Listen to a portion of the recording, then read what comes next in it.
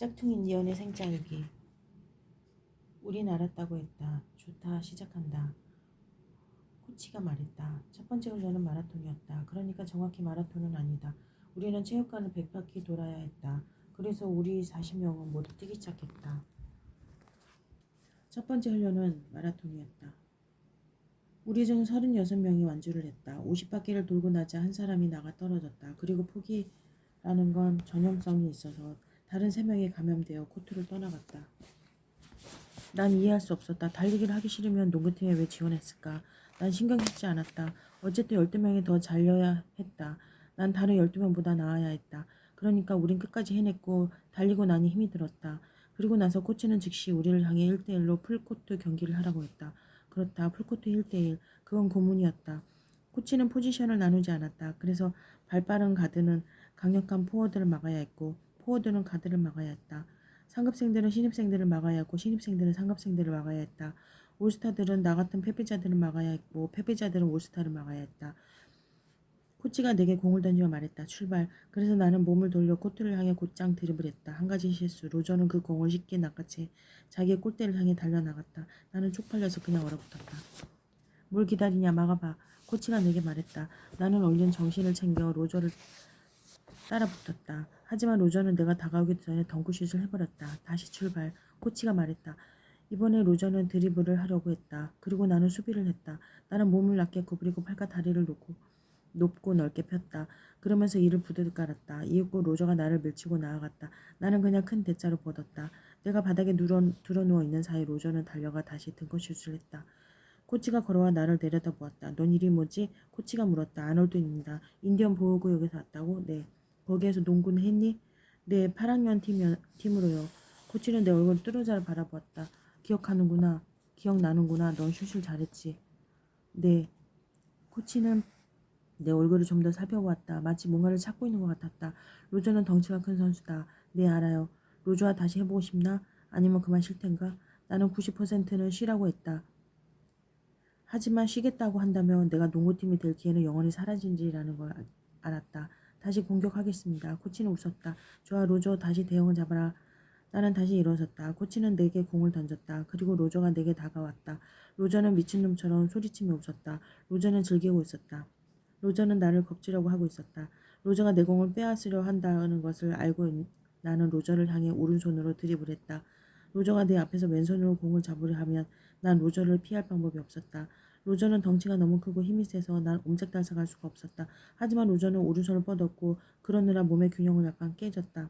나는 로저 주위에서 공을 튕기며 드리블했다.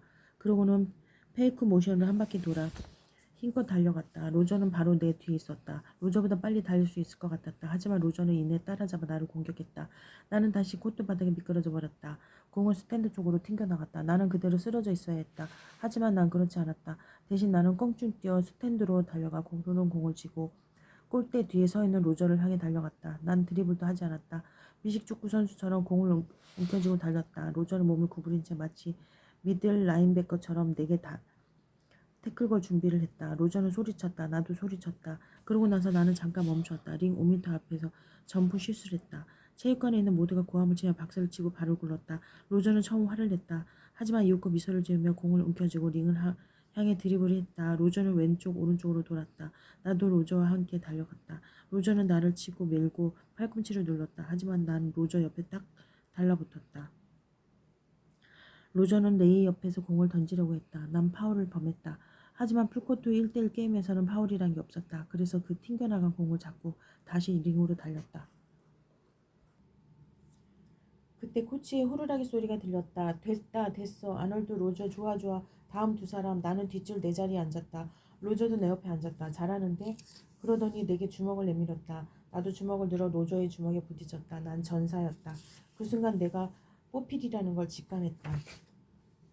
제기라 결국 난 대표팀으로 선발되었다. 그것도 신입생인 내가 말이다.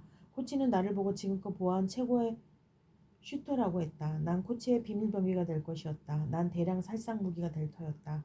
코치는 그런 군대의 운율을 엄청나게 좋아했다.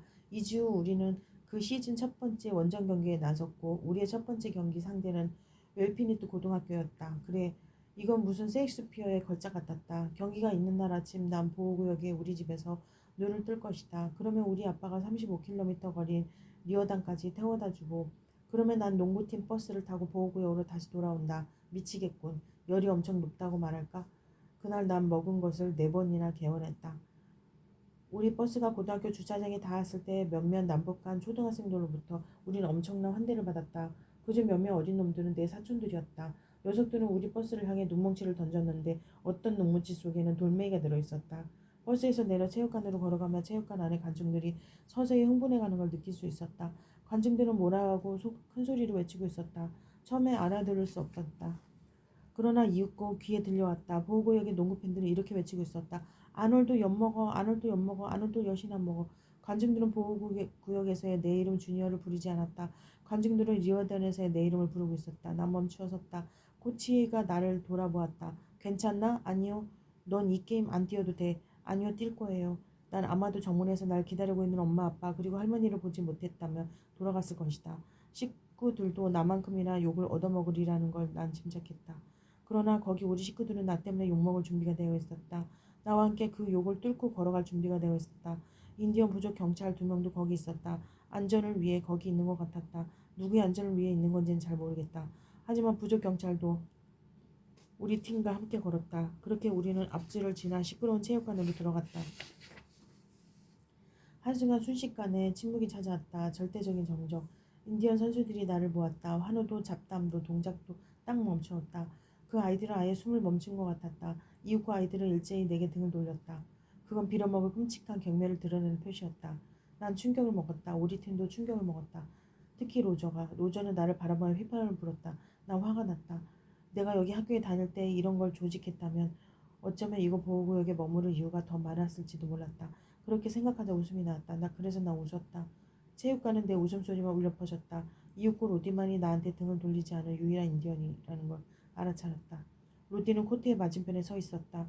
둥글게 몸을 돌리며 계속 드리블을 하고 있었다. 그리고는 나를 흘끔 바라보았다. 로디는 경기를 하고 싶어 했다. 로디는 내게 등을 돌리고 싶어 하지 않았다. 로디는 나를 직접 죽이고 싶어 했다. 그게 날 더 웃기게 했다. 이윽고 코치도 나와 함께 웃기 시작했다. 그래서 우리 팀도 웃었다. 우리는 로커룸으로 걸어가면서 경기를 준비하면서 계속 웃고 있었다. 문득 로커룸에서 나는 숨을 쉴 수가 없었다. 나는 로커에 기대어 구부정하게 서 있었다. 현기증이 나올 기운이 없었다. 눈물이 흘렀다. 난 눈물이 부끄러웠다. 괜찮다. 코치가 말했다. 하지만 그건 팀 전체에게 하는 말이었다. 너희들이 무언가를 크게 걱정한다면 그것이 너희를 울게 만들 거다. 하지만 너희들은 그것을 이용해야 한다. 너희들의 눈물을 이용해라. 너희들 고통을 이용해라. 너희들의 공포를 이용해 열중해라. 아놀드 몰두해라. 아놀드 몰두해. 그래서 나는 몰두했다. 밖에 나와 워밍업을 하며 달릴 때 난 계속 몰두하며 울고 있었다. 그리고 경기가 시작되었을 때 난 여전히 몰두하고 있었다. 난 벤치에 앉아 있었다. 많이 뛰게 되리라 생각하지 않았다.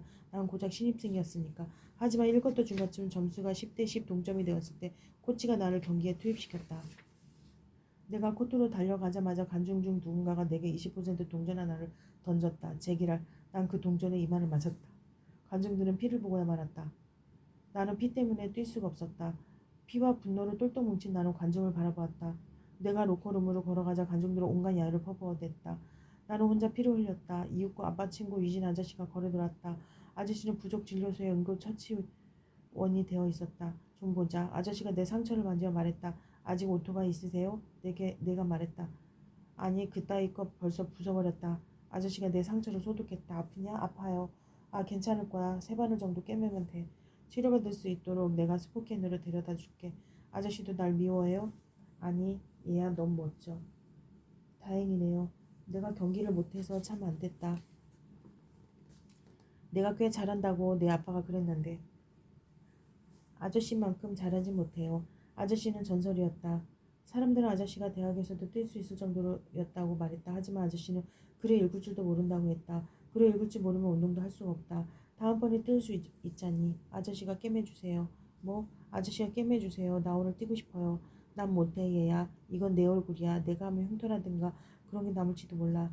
그러면 좀 거칠어 보이겠죠. 어서요 아저씨. 그래서 유진 아저씨가 꿰맸다. 아저씨가 이마에 3바늘을 꿰맸는데 난 아파서 죽는 줄 알았다. 그래도 난 후반전을 뛸 수는 있었다. 우리가 5점 뒤져 있었다. 로디는 20점 득점에 리바운드 10번 거기다 가로채기를 7번이나 한 절대적인 공부였다. 저 녀석 잘하는데. 코치가 말했다. 저랑 제일 친한 친구예요. 그러니까 옛날에요. 그럼 지금은 뭐니? 몰라요. 3쿼터가 시작되자마자 우린 5점을 따냈다. 그러자 코치가 날 경기에 들여보냈다. 난 곧장 공을 가로채서 골대로 공을 몰았다. 로디가 바로 내 뒤에 있었다. 나는 200명의 수북한 사람들의 저주의 함성을 들으며 껑충 뛰어올랐다. 눈에 보이는 건 로디가 팔꿈치로 내 머리를 칠 때 번쩍하고 불빛이 빛났다는 것뿐이었다. 나는 정신을 잃고 쓰러졌다. 그날 저녁 다른 건 아무것도 기억나지 않는다. 그러니까 지금 내가 말할 수 있는 건 간접적인 정보일 뿐이다. 로디가 나를 쓰러뜨리고 나서 우리 팀은 모두 밀고 밀치는 주먹 싸움에 말려들었다. 인디어부주 경찰이 20명이나 30명쯤 되는 성인 스푸캔들을 코트에서 끌어내야 했다. 그들이 백인 10대 아이들을 맹렬히 공격하기 전에 말이다. 로디에게는 테크니컬 파울이 주어졌다. 그것 때문에 우린 자유투 2개를 따냈다. 물론 내가 공을 던지지는 못했다.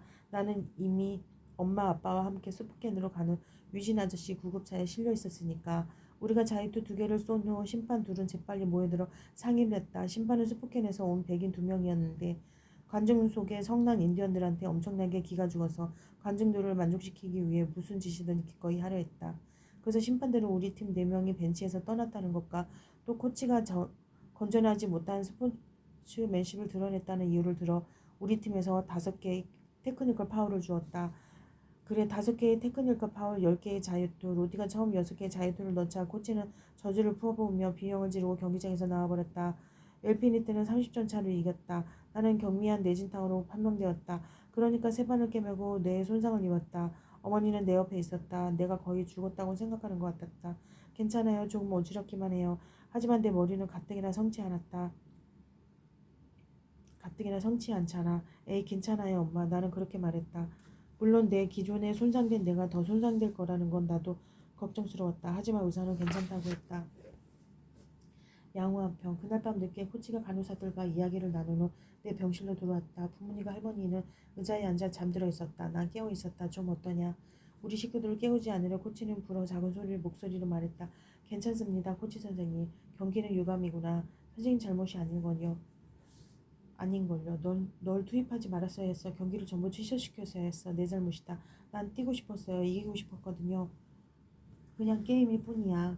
그럴 가치는 없어. 코치는 거짓말을 하고 있었다. 자기 생각과는 상관없이 해야 된다고 생각하는 말을 하고 있었다. 물론 그건 하나의 경기가 아니었다. 모든 경기가 중요하다. 모든 경기가 진지하다. 선생님이 할 수만 있다면 이 병원을 걸어나가 웰피네트까지 걸어가서 지금 당장 게임을 하고 싶어요. 코치가 웃었다. 빈스 롬바르디가 내가 좋아하는 말을 종종 하곤 했다. 이기느냐 지느냐는 중요한 게 아니다. 어떻게 게임을 하느냐가 중요하다. 아니 내가 좋아하는 건 그게 아니야. 롬바르디는 그런 뜻이 아니었지. 물론 이기는 게 낫다. 우리는 웃었다. 아니 내가 좋아하는 말이 하나 더 있다. 무엇을 하던 인간의 삶은 자신의 장점에 얼마나 전념하느냐에 따라 달라진다. 좋네요. 너한테 딱 맞는 말이지. 너만큼 전념하는 사람을 본 적이 없어. 고맙습니다 선생님. 천만에. 그래 머리 잘 챙겨라. 가야겠다. 그래야 내가 잠 좀 자지. 아, 전 자면 안 돼요. 머리를 체크하러 계속 깨우려고 하거든요. 숨겨진 뇌 손상이라든가 뭐 그런 게 있는지 확인하려고요. 오, 그래. 그럼 내가 여기 남아서 내 친구가 되어줄까? 그럼 좋죠. 그래서 코치와 나는 밤을 샜다. 우린 서로 많은 이야기를 나누었다. 하지만 똑같은 얘기는 하나도 없었다. 그날 밤은 코치와 나의 밤이었다. 어김없이 반복되는 연례 행사. 연휴가 다가왔을 때 우린 선물 살 돈이 없었다. 그래서 아빠는 우리에게 돈이 충분하지 않을 때는 늘 하던 것을 했다. 그나마 가지고 있던 돈을 가지고 술집으로 달려간 것이다. 크리스마스 이브에 나가서 새해 둘째 날에 집으로 돌아왔다. 아빠는 술 기운에 빠져 그냥 몇 시간 동안 침대에 누워 있었다. 아빠, 난 다가가 아빠에게 말을 걸었다. 어이 아들 크리스마스 미안하구나. 괜찮아요. 난 괜찮지 않았다. 괜찮은 것하고는 영 거리가 멀었다. 괜찮은 것이 지구라면 난 아마 목성에 서 있었을 거다. 내가 왜 괜찮다고 말했는지 모르겠다. 무슨 영문인지는 모르겠지만 나는 내 마음에 또다시 상처를 준 인간의 마음을 보호해주고 있었다. 난 아마 내 마음에 또다시 상처를 준 인간의 마음을 보호해주고 있었다. 난 아마 어린이 알코올 올림픽에서 은메달도 딸 수 있을 거다. 너한테 줄 게 있다. 아빠가 말했다. 내 신발이 있어. 난 아빠의 카우보이 부츠 한 짝을 들어 올렸다. 아니 그거 말고 반대쪽에 안쪽에 말이야. 깔창 밑에 있어. 나는 다른 쪽 신발을 들어 안쪽을 들여다보았다. 제길, 알코올, 공포와 실패의 냄새가 뒤범벅이었다. 난 꼬깃꼬깃 구겨지고 축축한 $5 지폐를 찾아냈다. 메리 크리스마스, 아빠가 말했다. 헉, 일주일 동안 숲속에 빠져 있으면서 우리 아버지는 분명히 이 마지막 남은 $5를 쓰고 싶었을 거다. 제기랄 $5로 싸구려 위스키 한 병을 살 수도 있었는데 그러면 하루나 이틀쯤 더 취해 있을 수 있었는데 하지만 날 위해 아껴두었던 거다. 징그럽게도 훌륭했다. 고마워요 아빠. 아빠는 잠이 들었다. 메리 크리스마스. 나는 아빠와의 밤에 입을 맞추었다. 인디언 백인. 내 일기를 읽는 여러분은 아마도 내가 백인한테 푹 빠졌다고 인디언들한테는 저는 좋은 점을 조금도 찾아보지 못한다고 생각할지도 모르겠다. 그러나 그건 틀렸다. 난 우리 누나를 사랑한다. 내 생각에 누나는 두 배로 개짜이고 제멋대로다. 누나가 집을 나간 후 누나는 줄곧 내게 그곳 멋진 몬테나 사진을 보내왔다. 아름다운 풍경과 아름다운 인디언 버펄로강, 어마어마하게 큰 곤충 사진들을 보내왔다. 대단한 엽서들이었다. 누나는 아직도 직업을 구하지 못했다. 그리고 여전히 그 거지 같고 좁아터진 트레일러에서 살고 있었다. 하지만 누나는 기쁘게 그리고 아주 열심히 글을 쓰고 있었다. 여름까지 책을 마치겠다는 새해 결심도 세웠다. 누나의 책은 희망에 관한 것이었다. 내 생각에 말이다. 누나는 자기의 로맨스를 나와 함께 나누고 싶어 하는 것 같았다. 그래서 난 누나를 사랑한다. 그리고 난 우리 엄마 아빠 우리 할머니를 사랑한다. 내가 리어단에 간 이후로 그 대단한 부모들이 아이들을 어떻게 키우는지 보고 우리 인디언들이 꽤 잘한다는 것을 새삼 알게 되었다. 분명 우리 아빠는 술독에 빠져있고 우리 엄마는 좀 괴팍하기도 하다. 하지만 두 분 다 나를 위해 기꺼이 희생한다. 그리고 나를 걱정한다. 나와 대화를 나눈다. 무엇보다 가장 중요한 것은 내게 귀를 기울여준다는 것이다. 가장 바람직하지 못한 부모의 행동은 아이들에게 무관심한 것이라고 들었다. 장담하건대 리어단에는 부모한테 관심 갖지 못하는 아이들이 부지기수였다. 백인 부모들은 특히 아버지들은 학교에 한 번도 오지 않는다. 자식들의 학교 경규에도 연주에도 축제에도 오지 않는다. 나와 친하게 지내는 백인 아이들이 몇 명 있었지만 난 그 애들 아버지를 한 번도 본 적이 없었다. 내가 볼 때 그건 진짜 말도 안 되는 일이다. 우리 인디언 보호구역에서는 친구의 아버지, 어머니, 할머니, 개, 고양이는 물론이고 그 집에 숟가락과 젓가락이 몇 개 있는지도 다 안다. 그러니까 내 말은 인디언들은 늘 취해 있지만 진짜 서로 가깝게 지낸다는 거다. 우린 서로를 알았다. 모두가 모두를 알았다. 리오다는 작은 마을인데도 서로 모르는 사람이 많았다. 백인들은 특히 아버지들은 투명인간 흉내내는데 아주 능숙하다고 들었다. 내 말은 그러니까 우리 아빠는 때로 술파티에 가서 한 일주일 동안 잠수를 탄다. 하지만 백인 아버지들은 거실을 떠나지 않고도 완벽하게 사라질 수가 있었다. 백인 아버지들은 의자와 그냥 섞여 버릴 수가 있었다. 의자가 될 수도 있었다. 그래 그러니까 난 백인과 사랑에 빠진 얼빠진 얼뜨기야. 얼뜨기가 아니라는 거다. 알겠는가? 대다수 나이든 백인들은 내가 인디언이라는 사실 하나만으로도 눈을 곱게 뜨지 않는다. 그들 중 상당수가 내가 그 학교에 있으면 안 된다고 생각한다. 난 현실을 제대로 볼 줄 아는 사람이라고. 난 이런 것들을 줄곧 생각했었다. 아니 어쩌면 충분히 생각을 못했을지도 모르지. 하지만 적어도 웰피니트보다는 리어단에서 사는 것이 더 낫다는 걸 알 만큼은 충분히 생각을 했다. 어쩌면 아주 조금 나을지도 몰랐다. 내 입장에서 조금 낫다는 건 그건 그랜드 캐년만큼의 크기를 의미한다. 게다가 어이 리어단에서 뭔가 진짜 최고이게 물론 그건 페넬로페다. 어쩌면 고디도. 그리고 웰페니트에서는 뭐가 진짜 최고이게 그건 바로 우리 할머니다. 할머니는 정말 놀라웠다. 할머니는 이 세상에서 가장 놀라운 사람이었다. 우리 할머니한테 뭐가 진짜 최고이게 할머니는 관대했다는 거다. 하긴 할머니 이야기는 언제나 즐겁지. 내 말은 그러니까 사람들이 자기 할머니들을 칭찬할 때 특히 자기네 인디언 할머니들을 칭찬할 때 보통 이렇게 말한다. 우리 할머니는 퍽 현명하시지. 우리 할머니는 정말 좋아. 우리 할머니는 세상 전부를 봤어. 그래 우리 할머니는 현명하고 사람 좋고 100군데 인디언 보호구역을 돌아다니셨다. 하지만 그거 우리 할머니의 위대한과는 아무 상관이 없었다. 우리 할머니의 가장 위대한 선물은 바로 관대함이었으니까. 옛날 우리 인디언들 사이에서는 약간의 괴팍함을 어느 정도 받아주었었다. 사실 특이한 사람들은 종종 칭송을 받았다. 예를 들면 간질한 자들은 종종 샤먼이었다. 바로 복받은 사람이 발작적인 환각 속에서 신을 만날 수 있다고 추측했기 때문이었다. 물론 백인들이 나타나 자기들의 종교와 이상한 것에 대한 두려움을 가져다 준 다음부터 인디언들은 점점 자신들의 관대함을 잃어버렸다. 인디언들은 백인들만큼이나 선입견과 증오심을 갖게 될 수도 있었다. 하지만 우리 할머니는 그렇지 않았다. 할머니는 아직도 오래된 그 인디언 정신을 잘 간직하고 있다.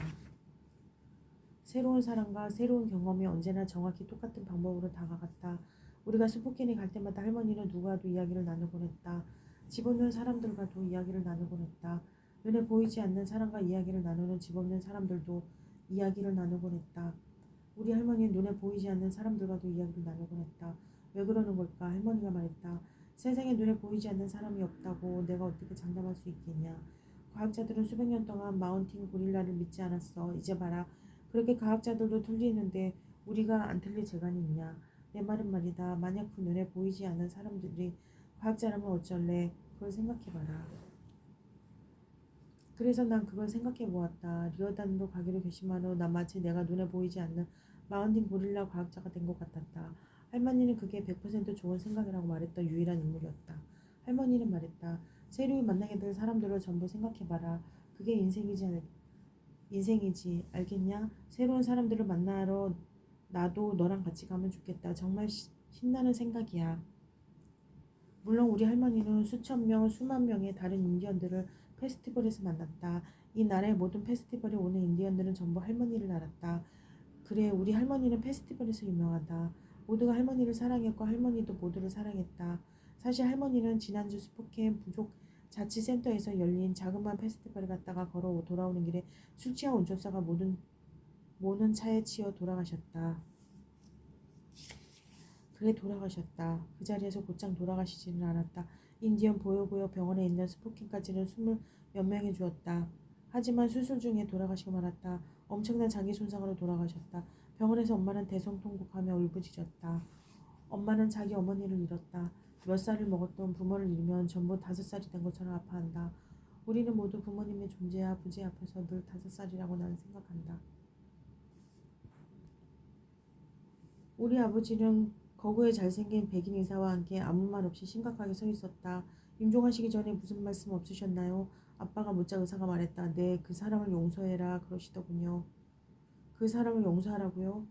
제 생각에 자신을 치었던 그 술 취한 운전사를 말하는 것 같습니다. 세상에, 우리 할머니의 지상에서의 마지막 행위는 용서, 사랑, 관대함의 외침이었다. 할머니는 자신에게 달려와 자신을 차로 쳐 죽였던 그 멍청한 스포킨 인디언 알코올 중독자 제럴드를 우리가 용서하길 바라셨다.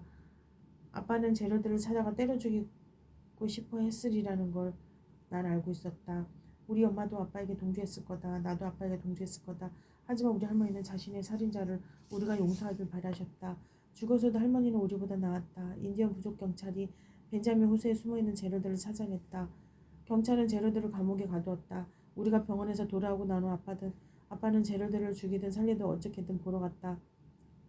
우리 아빠가 제러드를 목졸라 죽였다 하더라도 아마 경찰도 눈 감아주었을 거다. 하지만 할머니의 마지막 바람을 존중한 아빠는 제러드를 법에 맡겼고 그 결과 제러드는 10개월 동안 감옥에 수감되었다. 제러드는 감옥에서 나와서는 캘리포니아에 있는 보호구역으로 이사를 했다. 그 후 제러드를 다시 본 사람은 아무도 없었다. 우리 가족은 할머니를 묻어야 했다. 할머니를 묻은 것은 당연한 것이었다. 할머니와 할아버지는 나이 들어 우리보다 먼저 세상을 떠나기 마련이었고 그리고 보통 심장마비라든가 암이라든가 알츠하이머는 세상을 떠나기 마련이었다. 술 취한 운전사의 차에 치여 세상을 떠나는 건 흔한 일이 아니었다. 사실 많은 인디언들이 술 때문에 죽는다. 상당수의 술에 취한 다른 인디언들 때문에 죽는다. 하지만 우리 할머니는 평생 술에 취한 적이 없었다. 단 한 방울도 마신 적이 없었다. 할머니는 정말로 보기 드문 인디언이었다. 우리 부족 전체 중 술을 마시지 않은 인디언은 고작 5명뿐이다. 우리 할머니가 그중 한 명이었다. 할머니는 종종 이렇게 말했다. 술을 마시면 눈도 귀도 느낌도 다쳐버려. 내 모든 온전한 감각으로 세상을 만질 수 없다면 뭐하러 세상에 있나. 이제 할머니는 이 세상을 떠났다. 그리고 내세를 여유롭게 산책하고 있었다. 장례식. 우린 3일간 할머니의 장례식을 치렀다. 사람들이 엄청나게 많이 오리라는 것은 알았다. 하지만 거의 2,000명의 인디언들이 조문을 하러와 우린 어안이 벙벙했다. 그리고 아무도 내게 욕을 하지 않았다. 난 여전히 부족을 배반한 아이였다. 그리고 그건 용서받을 수 없는 일이었다. 하지만 나는 할머니를 잃어버린 아이였다. 그리고 모두가 할머니를 잊는다는 게 끔찍하다는 것을 알았다. 그래서 그날 사람들은 모두 내게 백기를 들고 나로 하여금 평화롭게 슬픔에 잠기게 내버려뒀다. 그 일이 있으면 사람들은 보호구역에서 나를 볼 때마다 내게 시비 걸던 짓을 하지 않았다. 난 아직도 보호구역에 살고 있다. 그래 난 여전히 우유를 가지러 중심 광장을 지나다녀야 했다. 그리고 그냥 빈둥거리러 다니기도 해야 했다. 그러니까 난 여전히 보호구역의 일부분이었다. 사람들은 나를 무시하거나 내게 욕을 하거나 나를 밀치곤 했었다. 하지만 할머니가 돌아가시고 나서는 그러지 않았다. 내가 이미 충분히 고통받았다고 생각하는 것 같았다. 아니면 자기들이 잔인한 놈이란 걸 깨달았던지. 우리 부족과 나 사이에 무슨 일이 일어났을지라도 우리 할머니의 장례식 날에 나를 평화롭게 해주었으니 나는 인디언들을 늘 사랑할 것이다. 로디조차도 그저 멀리 서 있었다. 우린 언제나 최고의 친구였었다. 로디가 아무리 날 미워했을지라도 우린 스포케인 부족 공동주택에서 간을 꺼내 미식 축구장의 50야드 선 위에 간을 올려놓아야 했다. 운 좋게도 날씨가 좋았다. 그래 이 아기천 명의 인디언들 그리고 약간 명의 백인들이 역사상 가장 위대한 스포케인 인디언에게 작별을 구하며 미식 축구장 이곳저곳에 앉거나 서 있었다. 할머니도 그런 작별을 퍽 좋아했을 거다. 근사하면서도 즐겁고도 슬펐다. 누나는 장례식에 올 수가 없었다. 그게 가장 섭섭했다. 아마도 돌아올 차비가 없었을 것이다. 그게 슬펐다. 하지만 그날 추도곡을 100번 부르겠다고 내게 약속을 해주었었다. 우린 모두 나름대로 작별을 구하는 방법을 찾아야 했으니까 엄청나게 많은 사람들이 우리 할머니에 관한 이야기를 들려주었다. 가장 중요한 이야기가 하나 있었다. 장례식이 시작된 지 10시간 정도 지났을 즈음 한 백인이 앞으로 나왔다. 처음 보는 사람이었지만 어딘지 모르게 낯이 익었다. 전에 본 것 같은데 어디에서인지 생각이 나지 않았다. 모두들 그 사람이 누굴까 궁금해했다. 하지만 아무도 아는 사람이 없었다. 그건 놀랄만한 일이 아니었다. 우리 할머니는 수천 명의 사람을 만났으니까. 그 백인은 커다란 가방 같은 것을 하나 들고 있었다. 말을 하면서 그 물건을 가슴에 꼭 안고 있었다. 안녕하십니까. 제 이름은 테드입니다. 이윽고 그 사람이 누군지 생각났다. 그 사람은 부자에다가 유명한 억만장자 백인이었다. 돈이 엄청나게 많고 유별난 데가 있어서 진짜 유명한 사람이었다. 우리 할머니가 억만장자 테드를 알았다니. 와우. 우리 모두 그 남자 이야기를 듣고 흥분했다. 테드가 무슨 말을 할까? 우리 모두 끙 신음소리를 냈다. 우린 이 백인이 진심이기를 바랬다. 하지만 이 사람은 인디언 사람들을 너무나 좋아했기 때문에 이미 보호구역에 나타났었던 또 하나의 백인일 뿐이었다. 해마다 얼마나 많은 낯선 백인들이 우리 인디언 보호구역에 나타나 자기들이 인디언들을 얼마나 좋아하는지 아느냐고 짓거리는 걸 아는지 수천 명이다. 난 신문이 난다. 그리고 지겹다. 엄만장자 테드가 말했다. 들어보십시오. 여러분은 이미 벌써 수백 번 들었던 말이라는 걸 저는 압니다. 백인들이 언제나 그렇게 말한다는 걸 잘 알아요. 하지만 그래도 저는 말해야겠습니다. 난 인디언들을 좋아합니다. 여러분들의 노래, 여러분들의 춤, 여러분들의 영혼을 사랑합니다. 그리고 여러분들의 예술을 사랑합니다. 난 인디언의 예술품들을 수집해요. 아 젠장 이 사람은 순직파였다. 그런 사람들은 인디언들을 전시판에 꽂혀있는 곤충처럼 느끼게 만들었다. 난 축구장 주위를 둘러보았다. 그래 우리 사촌들은 모두 심장에 앞장이 박힌 딱정벌레나 나비처럼 버둥거리고 있었다. 엄만장자 테드가 말했다. 저는 수십 년 동안 인디언의 예술품들을 수집해왔습니다. 저는 오래된 창을 가지고 있습니다. 오래된 화살촉, 오래된 갑옷 보석, 어쩌고저쩌고 어쩌고저쩌고 그리고 이 오래된 페스티벌 댄스복 가지고 있습니다. 어제 그것이 모든 사람들로 하여금 등을 고쳐 세우고 집중하게 만들었다. 한 10년 전쯤 여기 인디언 남자가 몬테나의 제 오두막 문을 두드렸습니다. 오두막 몇이나 드시지. 테드는 끝내주는 동네에 40칸짜리 고급 주택에 살았다. 그러니까 저는 그 낯선 인디언을 모릅니다. 하지만 저 언제나 인디언들에게 문을 열어두죠. 오 제발. 그리고 그 낯선 인디언은 매우 아름다운 인디언 페스티벌 댄스복 그러니까 여성용 무용복을 가지고 있었습니다. 그건 제가 본 것 중 가장 아름다운 것이었습니다. 천둥색 디자인의 빨간색, 파란색, 노란색 구슬로 장식되었죠. 무게가 20kg은 넘었을 겁니다. 그런 대단한 마법의 옷을 입고 춤을 추는 강인한 여성을 전 상상할 수가 없었습니다. 세상의 여자들은 다 그렇게 춤을 출 수 있었다. 그러니까 그 인디언 이방인이 말했습니다. 자신은 절체절명의 상황에 빠져 있다고. 자신의 아내가 암으로 죽어가고 있어서 약값이 필요하다고요. 난 그 사람이 거짓말을 하고 있다는 것을 알았습니다. 그 옷을 훔쳐왔다는 것을 알았지요. 내 코를 속일 수는 없었죠. 내 놈 냄새나 맡지. 난 경찰에 전화해야 한다는 것을 알았습니다. 그 옷을 가져다가 진짜 주인을 찾아주어야 한다는 것을 알았지요. 하지만 그건 너무나 아름다웠습니다. 너무 완벽했어요. 저는 그 인디언 이방인에게 $1000를 주고 갈 길로 가라고 했습니다. 그리고 그 옷을 보관했습니다. 뭐 억만장자 테드가 고백을 하러 여기 왔단 말인가?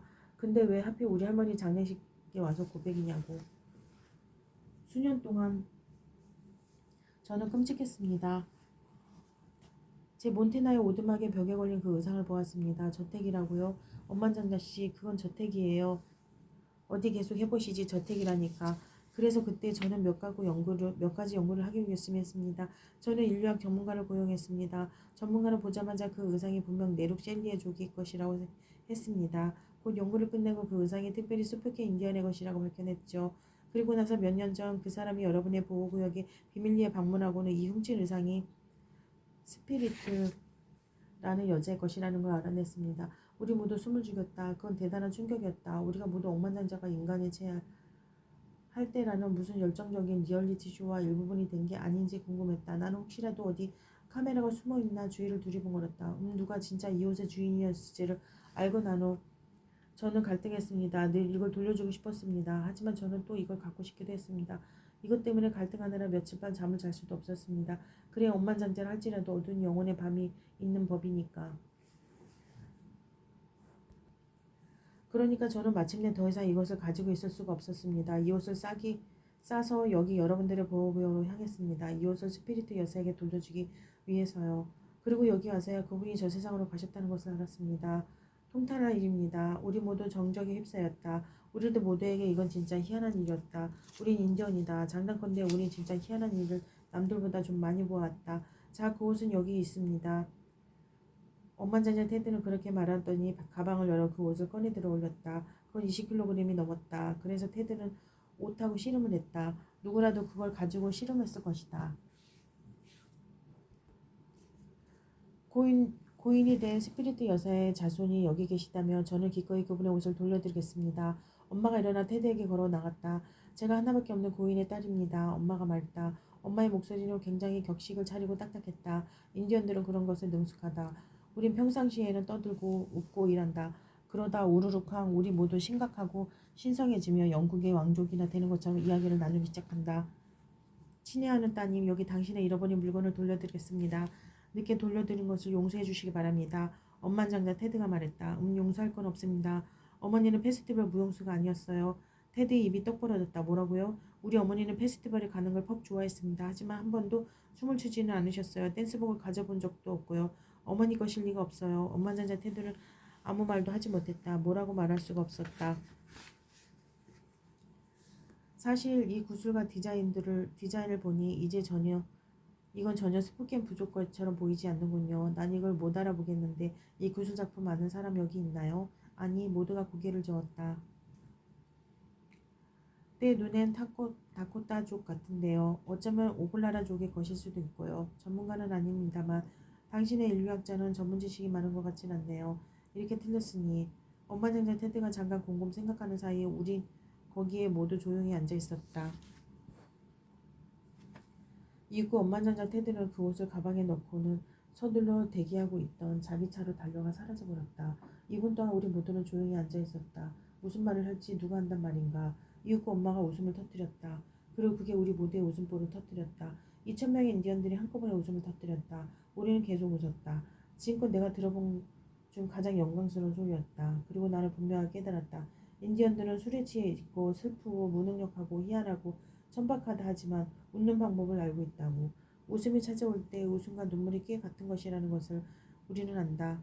그리고 그렇게 웃고 울면서 우린 할머니에게 작별 인사를 했다. 그리고 할머니 한 분에게 작별 인사를 할 때 우리 모두에게 작별 인사를 하는 것이다. 각각의 장례식은 우리 모두를 위한 장례식이었다. 우린 함께 살고 함께 죽었다. 우리 할머니가 땅속에 묻힐 때 우리 모두는 웃었다. 사람들이 할머니 몸 위에 흙을 덮을 때 우리 모두는 웃었다. 쓸쓸하고 쓸쓸한 우리들의 집으로 걸어가며 차를 타고 가며 말을 몰아 돌아가며 우리는 모두 웃었다. 밸런타인 하트. 집에서 만든 밸런타인 선물로 페넬로페에게 건네주고 난 며칠 후 페넬로페는 그날이 발렌타인데이인 걸 깜빡 잊었다고 했다. 우리 아빠의 제일 친한 친구 유진 아저씨가 스포켄에 있는 세븐일레븐의 주차장에서 얼굴에 총을 맞고 죽었다. 술에 취한 유진 아저씨는 아저씨의 친한 친구 바비 아저씨한테 총에 맞아 죽었다. 바비 아저씨는 술이 너무 취해 자기가 방아쇠를 당겼다는 것도 기억하지 못했다. 경찰은 유진 아저씨와 바비 아저씨가 와인병에 남은 마지막 술을 두고 싸웠다고 했다. 바닥에 남은 마지막 술 한 잔을 쟁취하는 방법. 사랑을 이용하여 넌 내 친한 친구야. 에이. 죄책감이 이용하여 내가 늘 마지막 잔을 마셨잖아. 에이. 반대 심리를 이용하여 어쨌든 난 그거 싫어. 그래 마셔. 신성한 전통을 이용하여 연장자를 존중해야지. 네 드세요. 힘을 이용하여 빵. 자기가 무슨 짓을 했는지 깨달을 만큼 술에서 깼을 때 바비 아저씨는 유진 아저씨의 이름을 부르고 또 부를 수밖에 없었다. 그렇게 하면 마치 죽은 사람이 다시 돌아올 것처럼. 몇 주 후 바비 아저씨는 감옥에서 침대포로 목을 매달아 자살했다. 우린 바비 아저씨를 용서할 시간조차 충분히 갖지 못했다. 바비 아저씨는 자신의 죄에 스스로 벌을 주었다. 아빠는 술독에 빠졌다. 엄마는 매일 교회에 갔다. 우리 모두 될 대로 되라였다.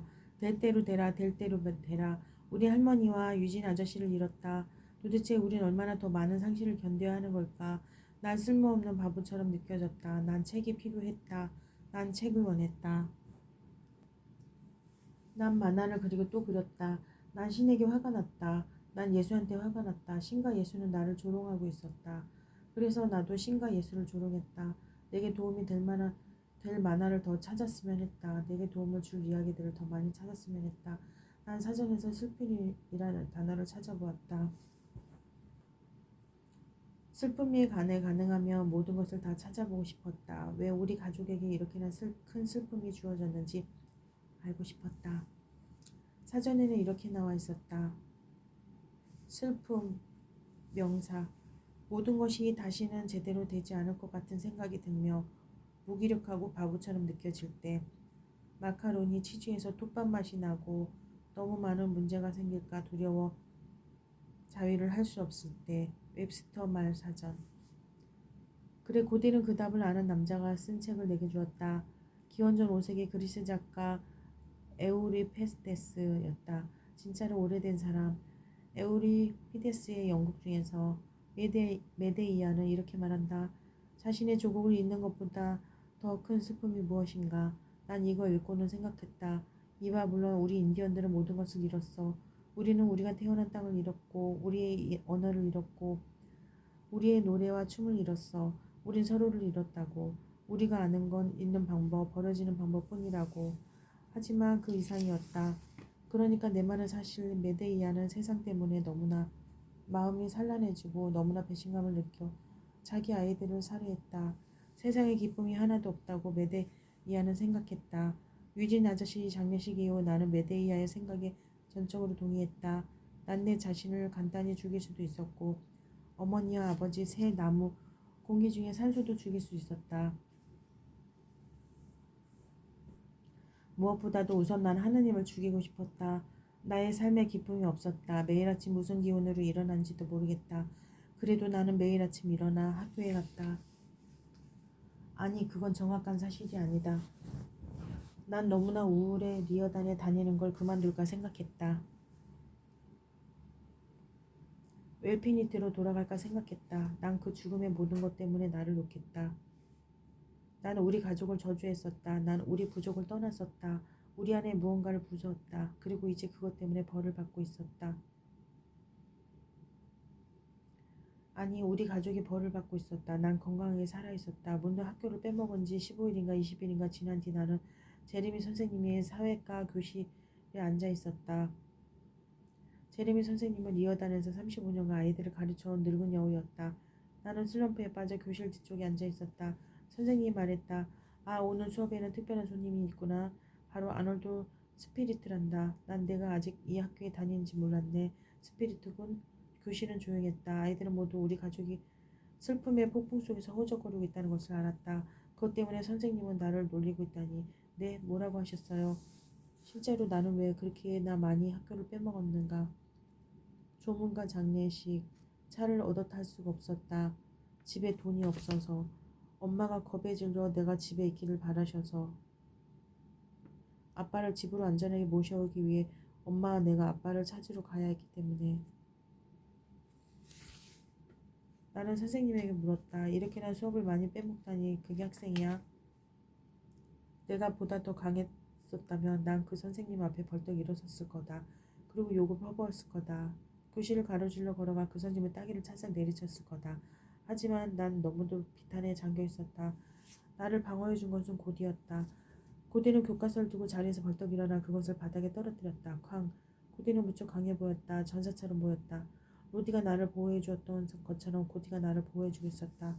물론 로디라면 책을 선생님한테 집어던지고 선생님에게 주먹을 휘둘렀겠지만 말이다. 고디는 그렇게 선생님 앞에 서서 엄청난 용기를 보여주었다. 그리고 고디의 용기는 다른 사람들을 북돋아 주었다. 페넬로페도 자리에서 일어나 자기 교과서를 바닥에 집어던졌다. 그리고 이윽고 로저가 자리에서 일어나 자기 교과서를 바닥에 집어던졌다. 쾅. 곧 다른 농구부 아이들도 똑같이 따라했다. 쾅쾅쾅쾅.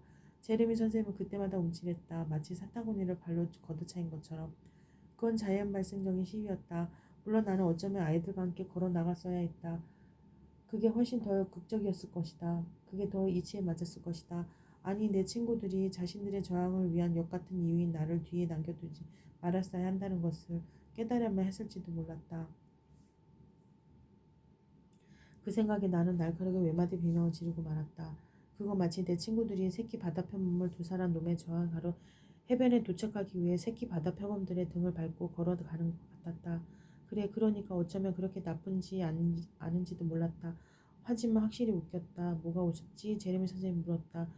전 세상은 민족, 부족으로 나눠져 있다고 늘 생각했어요. 흑인과 백인으로, 인디언과 백인으로.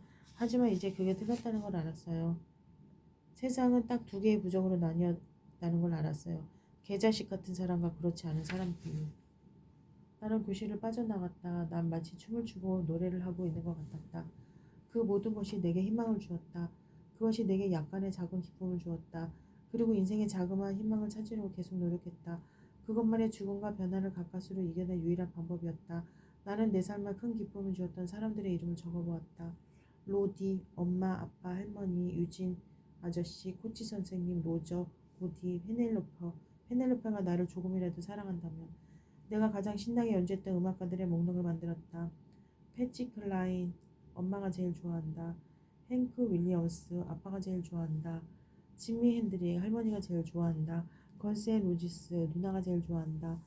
화이트 스트라이프스, 내가 제일 좋아하지. 내가 좋아하는 음식 목록을 만들었다. 피자, 초콜릿 푸딩, 땅콩모타, 젤리 샌드위치, 바나나 크림파이, 프라이드 치킨, 마카로니, 치즈, 햄버거, 프렌치 프라이스, 포도.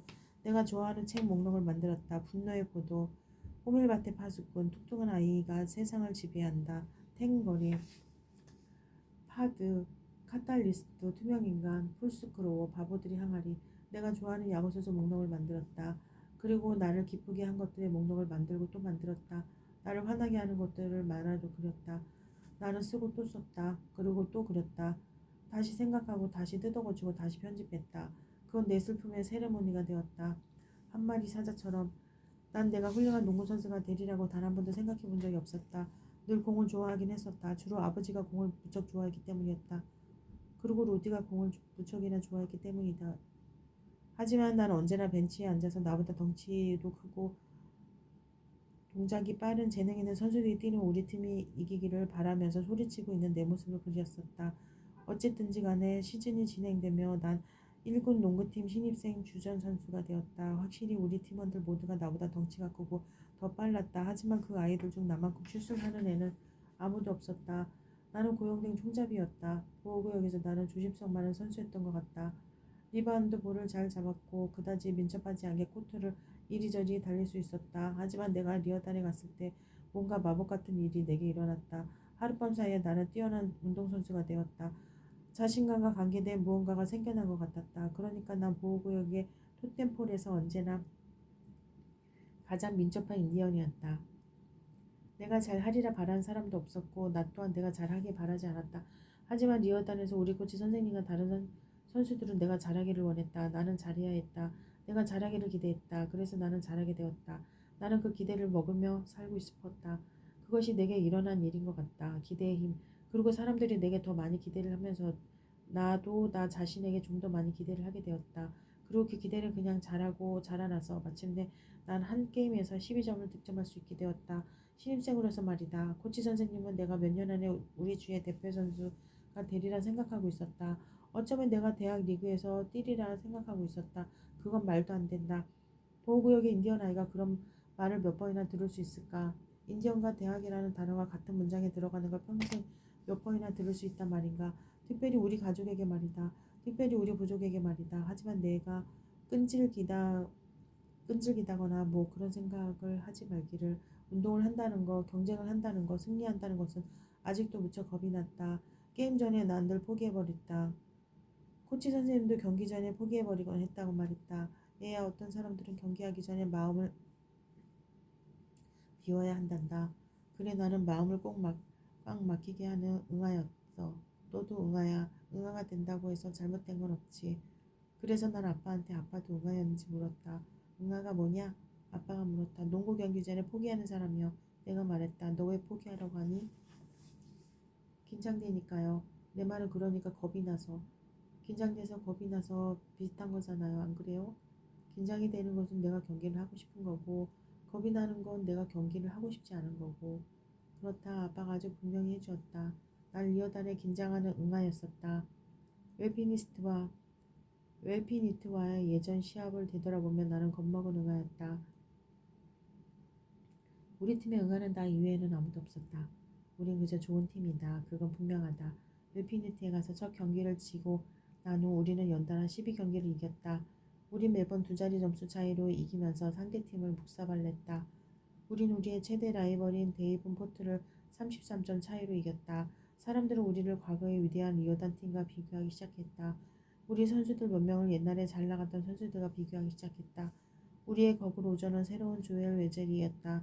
우리의 포인트 가드 제프는 새로운 리틀 레리 솔리데이였다. 우리의 키 작은 포워드 제임스는 새로운 케이스 슐츠였다. 하지만 누구도 나에 대해서는 그렇게 말하지 않았다. 아무래도 과거의 선수와 나를 비교하는 것이 어려우리라. 나는 시내 출신이 아니었고 토박이도 아니었다. 나는 언제나 이방인일 것이다. 내가 아무리 잘해도 나는 언제나 인디언일 것이다. 어떤 사람들은 백인을 인디언과 비교하는 게 어렵다는 것을 알았다. 그건 정확히 인종차별주의자가 아니었다. 그건 그러니까 나도 그게 뭔지 잘 모르겠다. 난 뭔가 달랐다. 새로운 무언가였다. 난 그저 앞으로 20년 후 어떤 아이가 나와 비교되길 바랄 뿐이다. 그래, 저 아이가 슛하는 거 보이지? 그 애를 보니 아놀드 스피리트가 엄청 많이 생각나는구나. 그런 일이 일어날지도 모르지. 나는 모른다. 인디언이 백인 마을에 유산을 남길 수 있을까? 어쨌든 10대가 자신의 역같은 유산에 대해 걱정을 해야만 할까? 제게 난 독선적인 아이임에 틀림없다. 어쨌거나 우리가 다시 웰피니트와 붙었을 때 우리의 기록은 12승 1패였다. 웰피니트 팀이 우리 체육관에 왔다. 나 화형에 처해질 예정이 아니었다. 사실 우리 백인 팬들은 내가 성전에 참가한 전사라도 되는 것처럼 나를 응원할 예정이었다. 제길 인디언들을 무찌르기 위해 미국 기병대의 길 안내를 맡았던 인디언 정찰병이 된 것 같은 기분이었다. 뭐 그건 괜찮았다. 난 이기고 싶었다. 나는 복수하고 싶었다. 난 팬들을 위해 경기를 하고 있는 것이 아니었다. 난 백인들을 위해 경기를 하고 있는 것이 아니었다. 난 로디를 무찌르기 위해 경기를 하고 있는 것이었다. 그래, 난 내 제일 친한 친구를 당황하게 만들고 싶었다. 로디는 자기 팀의 에이스가 되었다. 로디도 그 팀에서 유일한 신입생이었다. 하지만 경기당 평균 25점을 득점하고 있었다. 로디가 이끄는 웰피니트 레드스킨스 팀은 13승 무패로 우리 주위의 1위를 달리고 있었다. 웰피니트가 그렇게 좋은 성적을 낸 적은 없었다. 그건 다 로디 때문이었다. 우리는 2위를 달리고 있었다. 그래서 우리 두 팀의 경기는 매우 중요했다. 그리고 내 자신, 예전 학교 친구들, 그리고 적들과 대항하는 스포켓 인디언이었기 때문에 가장 특별했다. 지역 소식지 기자가 경기 전 나를 인터뷰하러 왔다. 그러니까 아놀드 예전 팀원들과 경기하는 기분이 어떻지요? 스포츠 방송 기자가 내게 물었다. 뭐 희한하죠. 어떻게 희한하죠? 진짜 희한하죠. 그래, 나는 번쩍번쩍 빛을 발하고 있었다. 스포츠 방송 기자가 인터뷰를 멈추었다. 그래, 어렵다는 건 알아. 넌 어리니까. 하지만 너의 감정에 대해 좀 더 구체적으로 이야기해 줄 수 없을까? 무슨 감정이요? 내가 물었다. 그래, 이건 내 인생에서 중요한 경기야. 그렇지? 그렇다. 물론 중요한 경기였다. 그건 어쩌면 내 인생 최대의 경기일지도 몰라. 하지만 내 감정을 온 세상과 나누기는 싫었다. 나는 지역 소식지 스포츠 방송 기자를 위해 징징 울면서 시작하고 싶지는 않았다. 지가 내 신부님이라도 되나? 나도 자존심은 있으니까. 나는 나의 프라이버시를 지키고 싶었다. 그건 기자한테 들려줄 만한 이야기가 아니었다. 게다가 서로 싸워대는 인디언들에게 백인들이 진짜 흥미가 있는지 약간 의심스러웠다. 개싸움을 보는 것 같을까? 너무 원시적이고 미개한 느낌이 들었다. 자, 다시 할 준비가 되었니? 스포츠 방송 기자가 말했다. 네, 좋아, 다시 시작하자. 카메라만이 필름을 돌리기 시작했다. 그러니까 아놀드 12월로 돌아가 보지요. 당시 스포키엔 부족의 친구들이 보호구역에서 경기를 해서 패했어요. 그 팀이 이제 주 1위 팀이 되어 다시 아놀드 군의 홈 경기장에 왔습니다. 기분이 어때요? 희한하죠.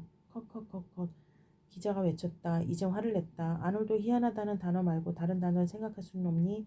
난 잠깐 생각에 빠졌다. 있잖아요. 내가 진짜 너무 빨리 성장해야 했던 것처럼 느끼겠다고 말하는 건 어때요? 그래서 내 삶의 모든 순간이 중요한 것을 깨닫게 되었다. 그리고 내가 만든 그 매 순간이 중요하다. 비록 고등학교 경기를 할지라도 농구 경기는 내 남은 삶에 있어 행복과 불행을 낳을 수 있다. 와우, 완벽해. 그건 시야. 그렇게 다시 가자. 오케이. 내가 말했다. 좋아, 다시 녹화하자. 기자가 다시 내 얼굴에 마이크를 들이댔다. 아놀드 오늘 밤은 스포캠 부족 선수들이자 예전 동료의 웰피니트 인디언들과 경기를 할 예정인데요. 상대 선수들은 우리 주 1위를 달리고 있고 지난 12월에는 저 팀에게 아주 쉽게 패한 적이 있어요. 일부에서는 오늘 밤 상대 선수팀이 아주 쉽게 이길 거라고 하는데 기분이 어떤가요? 희한하죠. 그래 또 시작이군. 내가 미쳐. 내가 뭐 잘못 말했나요? 내가 물었다. 와우, 나한테 그렇게 말하기로 했었니? 난 사실을 말하고 있는데요. 기자의 말에는 일리가 있었다. 나는 멍청이었다. 잘 들어봐, 얘야. 이건 매우 중요한 이야기야. 한 아이가 자기 자신을 깨고 나오는, 그러니까 용기 있는 아이가 되는 이야기인 거야. 그런데 넌 지금 우를 좀 슬프게 하는구나. 와우, 기자는 나를 기분 나쁘게 하고 있었다. 죄송해요. 난 그저 응아일 뿐이에요. 뭐라고? 기자가 물었다. 난 긴장하는 놈이라고요. 난 게임 전에 포기해요. 난 단지 그저 운유적으로 이 인터뷰도 포기할게요. 실은 웹피니트의 최고 선수 로디가 제일 친한 친구였어요. 이제 로디가 날 미워해요. 로디가 그 첫 번째 경기 때 제게 내진탕을 안겨주었죠. 그리고 이제 나는 로디를 물리치려고 해요. 나는 30점을 득점하고 싶어요. 난 로디가 이 게임을 영원히 기억하게 하고 싶어요. 아, 너 화났구나. 그래요. 내가 카메라에 대고 그런 걸 말하길 바라는 거예요? 너 정말 그렇게 말하고 싶니? 네. 좋아, 그렇게 해. 다시 내 앞에 카메라를 세우고 내 얼굴에 다시 마이크를 들이밀었다. 아놀드 오늘 밤 1위 팀 그리고 보고요 학교에 다닐 때 가장 친구였던 로디와 경기를 할 텐데요. 상대팀은 지난 12월에 아주 쉽게 승리를 거머쥐었고 아놀드 군에게 내진탕을 안겨주었어요. 저들과 다시 경기를 하는 기분은 어떤가요? 내 생에 가장 중요한 경기처럼 느껴져요. 리어단에 있는 사람들, 웹피니트에 있는 사람들, 그리고 내 자신에게 뭔가를 증명해주고 싶어요. 무엇을 증명하고 싶은가요? 기자가 물었다. 다른 누구보다 내가 더 강하다는 걸 증명해야 해요. 절대 포기하지 않는다는 걸, 열심히 운동하는 것. 절대 포기하지 않을 거예요. 누구에게도 항복하지 않을 겁니다. 절대로. 반드시 승리를 거머쥐고 싶은가요? 지금껏 살아오면서 그 어떤 것도 이만큼 바랐던 적이 없어요. 행운을 빌어요. 아놀드 지켜볼게요. 체육관은 경기 2시간 전에 이미 꽉 차 있었다. 2,000명의 간증이 고함치고 환호하며 발을 굴렀다. 로컬룸에서 우리는 모두 침묵에 휩싸였다. 모두가, 그리고 코치 선생님조차도 내게 다가와 내 머리라든가 어깨를 두드려 주었다. 나 주먹을 부딪히며 나를 안아주었다. 이건 나의 경기였다. 이건 나의 경기였다. 그러니까 나는 여전히 즉각적인 공격을 위해 벤치에서 교체 투입되는 선수였다. 하지만 그것도 역시 어느 정도 전사 같은 것이었다. 우리 모두 반드시 남자가 되어야 하는 소년들이었고 이 경기는 우리에게 엄청난 순간이 될 터였다.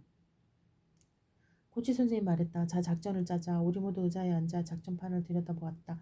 자, 얘들아, 이 녀석들이 무엇을 하려는지 우린 알아. 쟤들은 한 경기에서 평균 80점을 내고 있어. 쟤들은 달리고 또 달릴 거야. 달리고 슛하고 나서도 또 달리고 슛하려고 할 거야. 젠장, 그건 우리 기운 넘치게 하는 이야기가 아니었다. 선생님은 마치 우리가 질 것처럼 얘기하고 있었다. 자, 솔직히 얘들아, 우리 능력으로 쟤들을 이길 수는 없어. 우리 실력이 충분하지 않아. 하지만 우리에겐 보다 큰 심장이 있어. 심장이 있지. 그리고 우리에겐 비밀병기가 있다고 난 생각해. 코치 선생님이 로디를 무찌르기 위해 무슨 마피아 녀석을 고용하기라도 했나? 난 궁금했다. 우린 아놀드 스피리트가 있어. 저요? 그래, 넌 오늘 멋진 시합을 할 거야. 정말요? 그래, 내가 로디를 수비한다. 경기 내내 로디는 맡아. 로디는 내가 막아야 해. 내가 막으면 우린 이 경기 이긴다. 우리가 이 경기에 이길 유일한 방법이다. 세상에, 난 진짜 할 말을 잃었다. 코치 선생님은 내가 로디를 막기를 바랬다. 그래, 나는 위대한 슈터였다. 하지만 위대한 수비수는 아니었다. 전혀 아니었다. 내가 로디를 막을 방법은 없었다. 나한테 야구 방망이와 불도저가 있다면 어쩌면 로디를 막을 수 있을지도 몰라. 하지만 진짜 무기, 권총, 식인, 사자, 독약 같은 것 없이는 내가 로디에 직접 경쟁할 기회는 제로였다. 만약 내가 로디를 수비한다면 로디는 아마 70점을 득점할 거다. 내가 말했다. 선생님, 굉장히 영광스럽긴 한데요. 저 할 수 있을 것 않지 않아요. 선생님이 내게 걸어 무릎을 구부려 나와 이마를 부딪혔다. 우리들의 눈은 고작 1인치를 남겨두고 바짝 붙어 있었다. 선생님의 숨결에서 담배 초콜릿 냄새가 났다. 넌 할 수 있어. 선생님이 말했다. 아 세상에. 그건 꼭 유진 아저씨 목소리 같았다. 아저씨는 내가 뛰는 경기 내내 늘 소리치곤 했다. 그럴 수 있었다. 2인 삼각 경기 때처럼 유진 아저씨는 관중석에서 술에 취해 건아에서 외쳤을 거다. 주니어 넌 할 수 있어. 그래 유진 아저씨는 얼굴에 총을 맞아 생을 마감한 알코올 중독자일지라도 그렇게 긍정적인 사람이었다. 제길 진짜 역같은 인생이다. 내 평생 최대의 농구 경기를 할 거면서 떠오르는 사람들이 고작 아빠의 제일 친한 중원 친구였다. 거기에 숱한 유령들이 떠올랐다. 넌 할 수 있어. 코치 선생님이 말했다. 큰 소리로 말하지는 않았다. 그저 작게 소곤거렸을 뿐이었다. 기도처럼. 그리고 다시 계속 소곤거렸다. 마침내 기도는 노래가 되었다. 문득 무슨 마법처럼 나는 코치 선생님을 믿었다.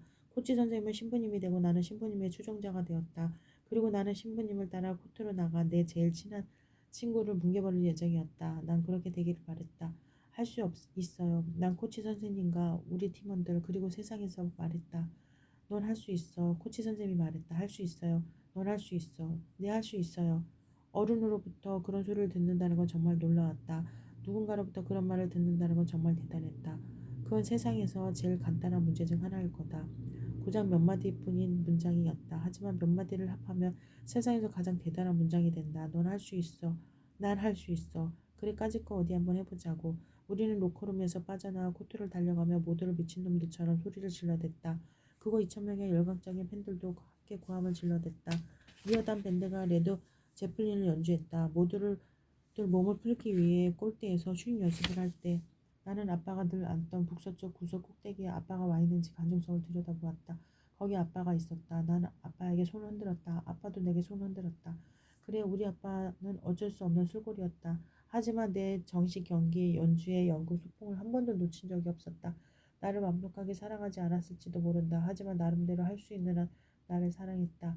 엄마는 아빠가 앉아있는 정반대 자리들 앉아있던 자리에 앉아있었다. 정말 이상하게 보이겠지만 그 이유가 있다. 아빠가 엄마를 너무 긴장하게 만든다고 엄마는 늘 말하곤 했다. 엄마가 아빠를 너무 긴장하게 만든다고 아빠는 늘 말하곤 했다. 사람들도 미친 듯이 고함을 치고 비명을 질렀다. 나는 엄마에게 손을 흔들었다. 엄마는 내게 입맞춤을 보냈다. 난 희열을 가지고 희열과 함께 게임을 멋지게 할 예정이었다. 농담이다. 그렇게 우리는 골대 근처에서 한 손으로 자유투 3점슛 드리블 연습을 했다. 이윽고 사악한 웰피니트의 5명의 원정팀 로커룸에서 달려나왔다. 제길 그런 야유의 소리를 난 들어본 적이 없었다. 우리 관중들은 제트 비행기만큼이나 시끄러웠다. 관중들은 엄청난 야유를 웰피니트 선수들에게 퍼붓고 있었다. 어떤 소리인지 궁금하겠지. 이런 소리였다. 우우. 우린 서로의 말을 들을 수도 없었다. 모두들 평생 기머거리가 되는 건 아닌가 걱정했다. 엘피니트 선수들이 슛 연습을 하는 내내 나는 그 애들을 계속 흘끔 바라봤다. 로디가 우리들을 흘끔 바라보고 있다는 것을 나는 알아차렸다. 로디와 나는 서로 못 본 채 했다. 젠장 우리 체육관을 가로질러 섬뜩한 증거의 신호를 보내고 있었다. 그러니까 내 말은 당신은 누군가를 사랑하는 만큼 그 사람을 증오하게 된다는 거다. 양팀의 주장 로즈와 제프는 코트 가운데로 달려나가 심판들과 이야기를 나누었다. 이윽고 우리 밴드가 스타 스핑글드 배너를 연주했다. 이어서 나는 포함한 5명의 선수들은 웰피니트의 5선수들과 전투를 치르기 위해 가운데 동그라미 원으로 달려나갔다. 내가 로디어 포지션에 서자 로디는 아니 굽다는 듯이 나를 비웃었다. 와우 내가 뛰면 너네 가망 없을걸. 내가 널 수비할 거야. 뭐? 오늘 내가 널 수비할 거야. 넌 날 못 막아. 넌 14년 동안 날 한 번도 막은 적이 없어. 아니 오늘은 안 될 거. 오늘은 내가 이겨. 로디는 그저 씩 웃었다. 심판이 시작을 알리며 볼을 던졌다. 우리의 거구 로저가 우리 지역으로 가볍게 공을 쳐냈다. 하지만 로디가 더 빨랐다. 로디는 그 공을 낚아채서 자기 골대로 향했다. 난 로디 뒤에 바짝 붙어서 달렸다. 덩크슛 할 거란 걸 알았다. 우리의 길을 팍 걷고 싶어 한다는 걸 알았다. 시작부터 나를 팍 찌그러뜨리고 싶어 한다는 걸 알았다. 아주 짧은 순간 난 로디에게 파워를 범해 덩크슛을 막아야 한다고 생각했다. 그럼 로디는 자유도 2개를 얻겠지만 덩크슛만큼이나 기고만장할 것 같지 않았다. 아니 난 그렇게 할 수가 없었다. 난 파울을 할 수가 없었다. 그건 포기하는 것과 같을 테니까. 그래서 나는 속도를 내어 로디와 함께 뛰어오를 준비를 했다. 나는 로디가 링을 150cm 정도 남겨두고 뛰어오르리라는 걸 알았다. 나보다 50cm 정도 더 높이 뛰어오르리라는 걸 알았다. 그럼 난 더 빠르게 뛰어야 했다. 로디가 허공으로 뛰어올랐다. 나는 로디와 함께 솟아올랐다. 이윽고 난 로디 위로 솟아올랐다. 그래, 내가 마법 귀신을 믿는다면 그러면 아마도 내 돌아가신 할머니와 우리 아빠의 가장 친한 친구 유신 아저씨 어깨 위로 솟아오르고 있었다고 생각했을 것이다. 아니 어쩌면 나를 위한 우리 엄마와 아빠의 희망 위로 솟아오르고 있었는지도 모른다. 무슨 일이 일어난지 난 모른다. 하지만 한순간 내 생에 오직 한 번 나는 로디보다 더 높이 떠올랐다. 로디가 덩크슛을 하라고 할 때 난 로디 위로 솟아올랐다. 난 로디의 손에서 곧장 공을 빼냈다. 그래, 우리 코트에서 3미터 위에 있었지만 난 손을 뻗어 로디로부터 그 공을 빼낼 수 있었다.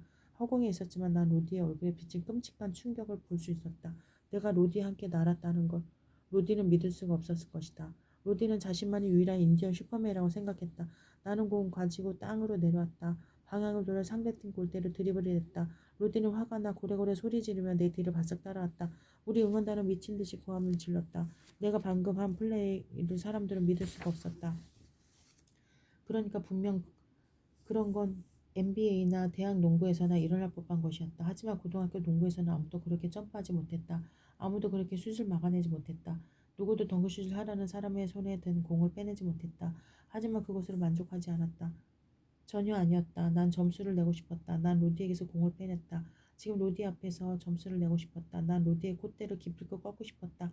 나는 상대팀 골대를 향해 달려갔다. 로디는 내 뒤에서 계속 고함을 지르고 있었다. 나중에 우리 팀원들이 말하길 코트로 달려가며 내가 바보처럼 해주고 웃었다고 했다. 난 전혀 몰랐다. 난 로디의 코앞에서 골을 넣고 싶다는 것만 알았다. 난 덩크슛을 하고 싶었다.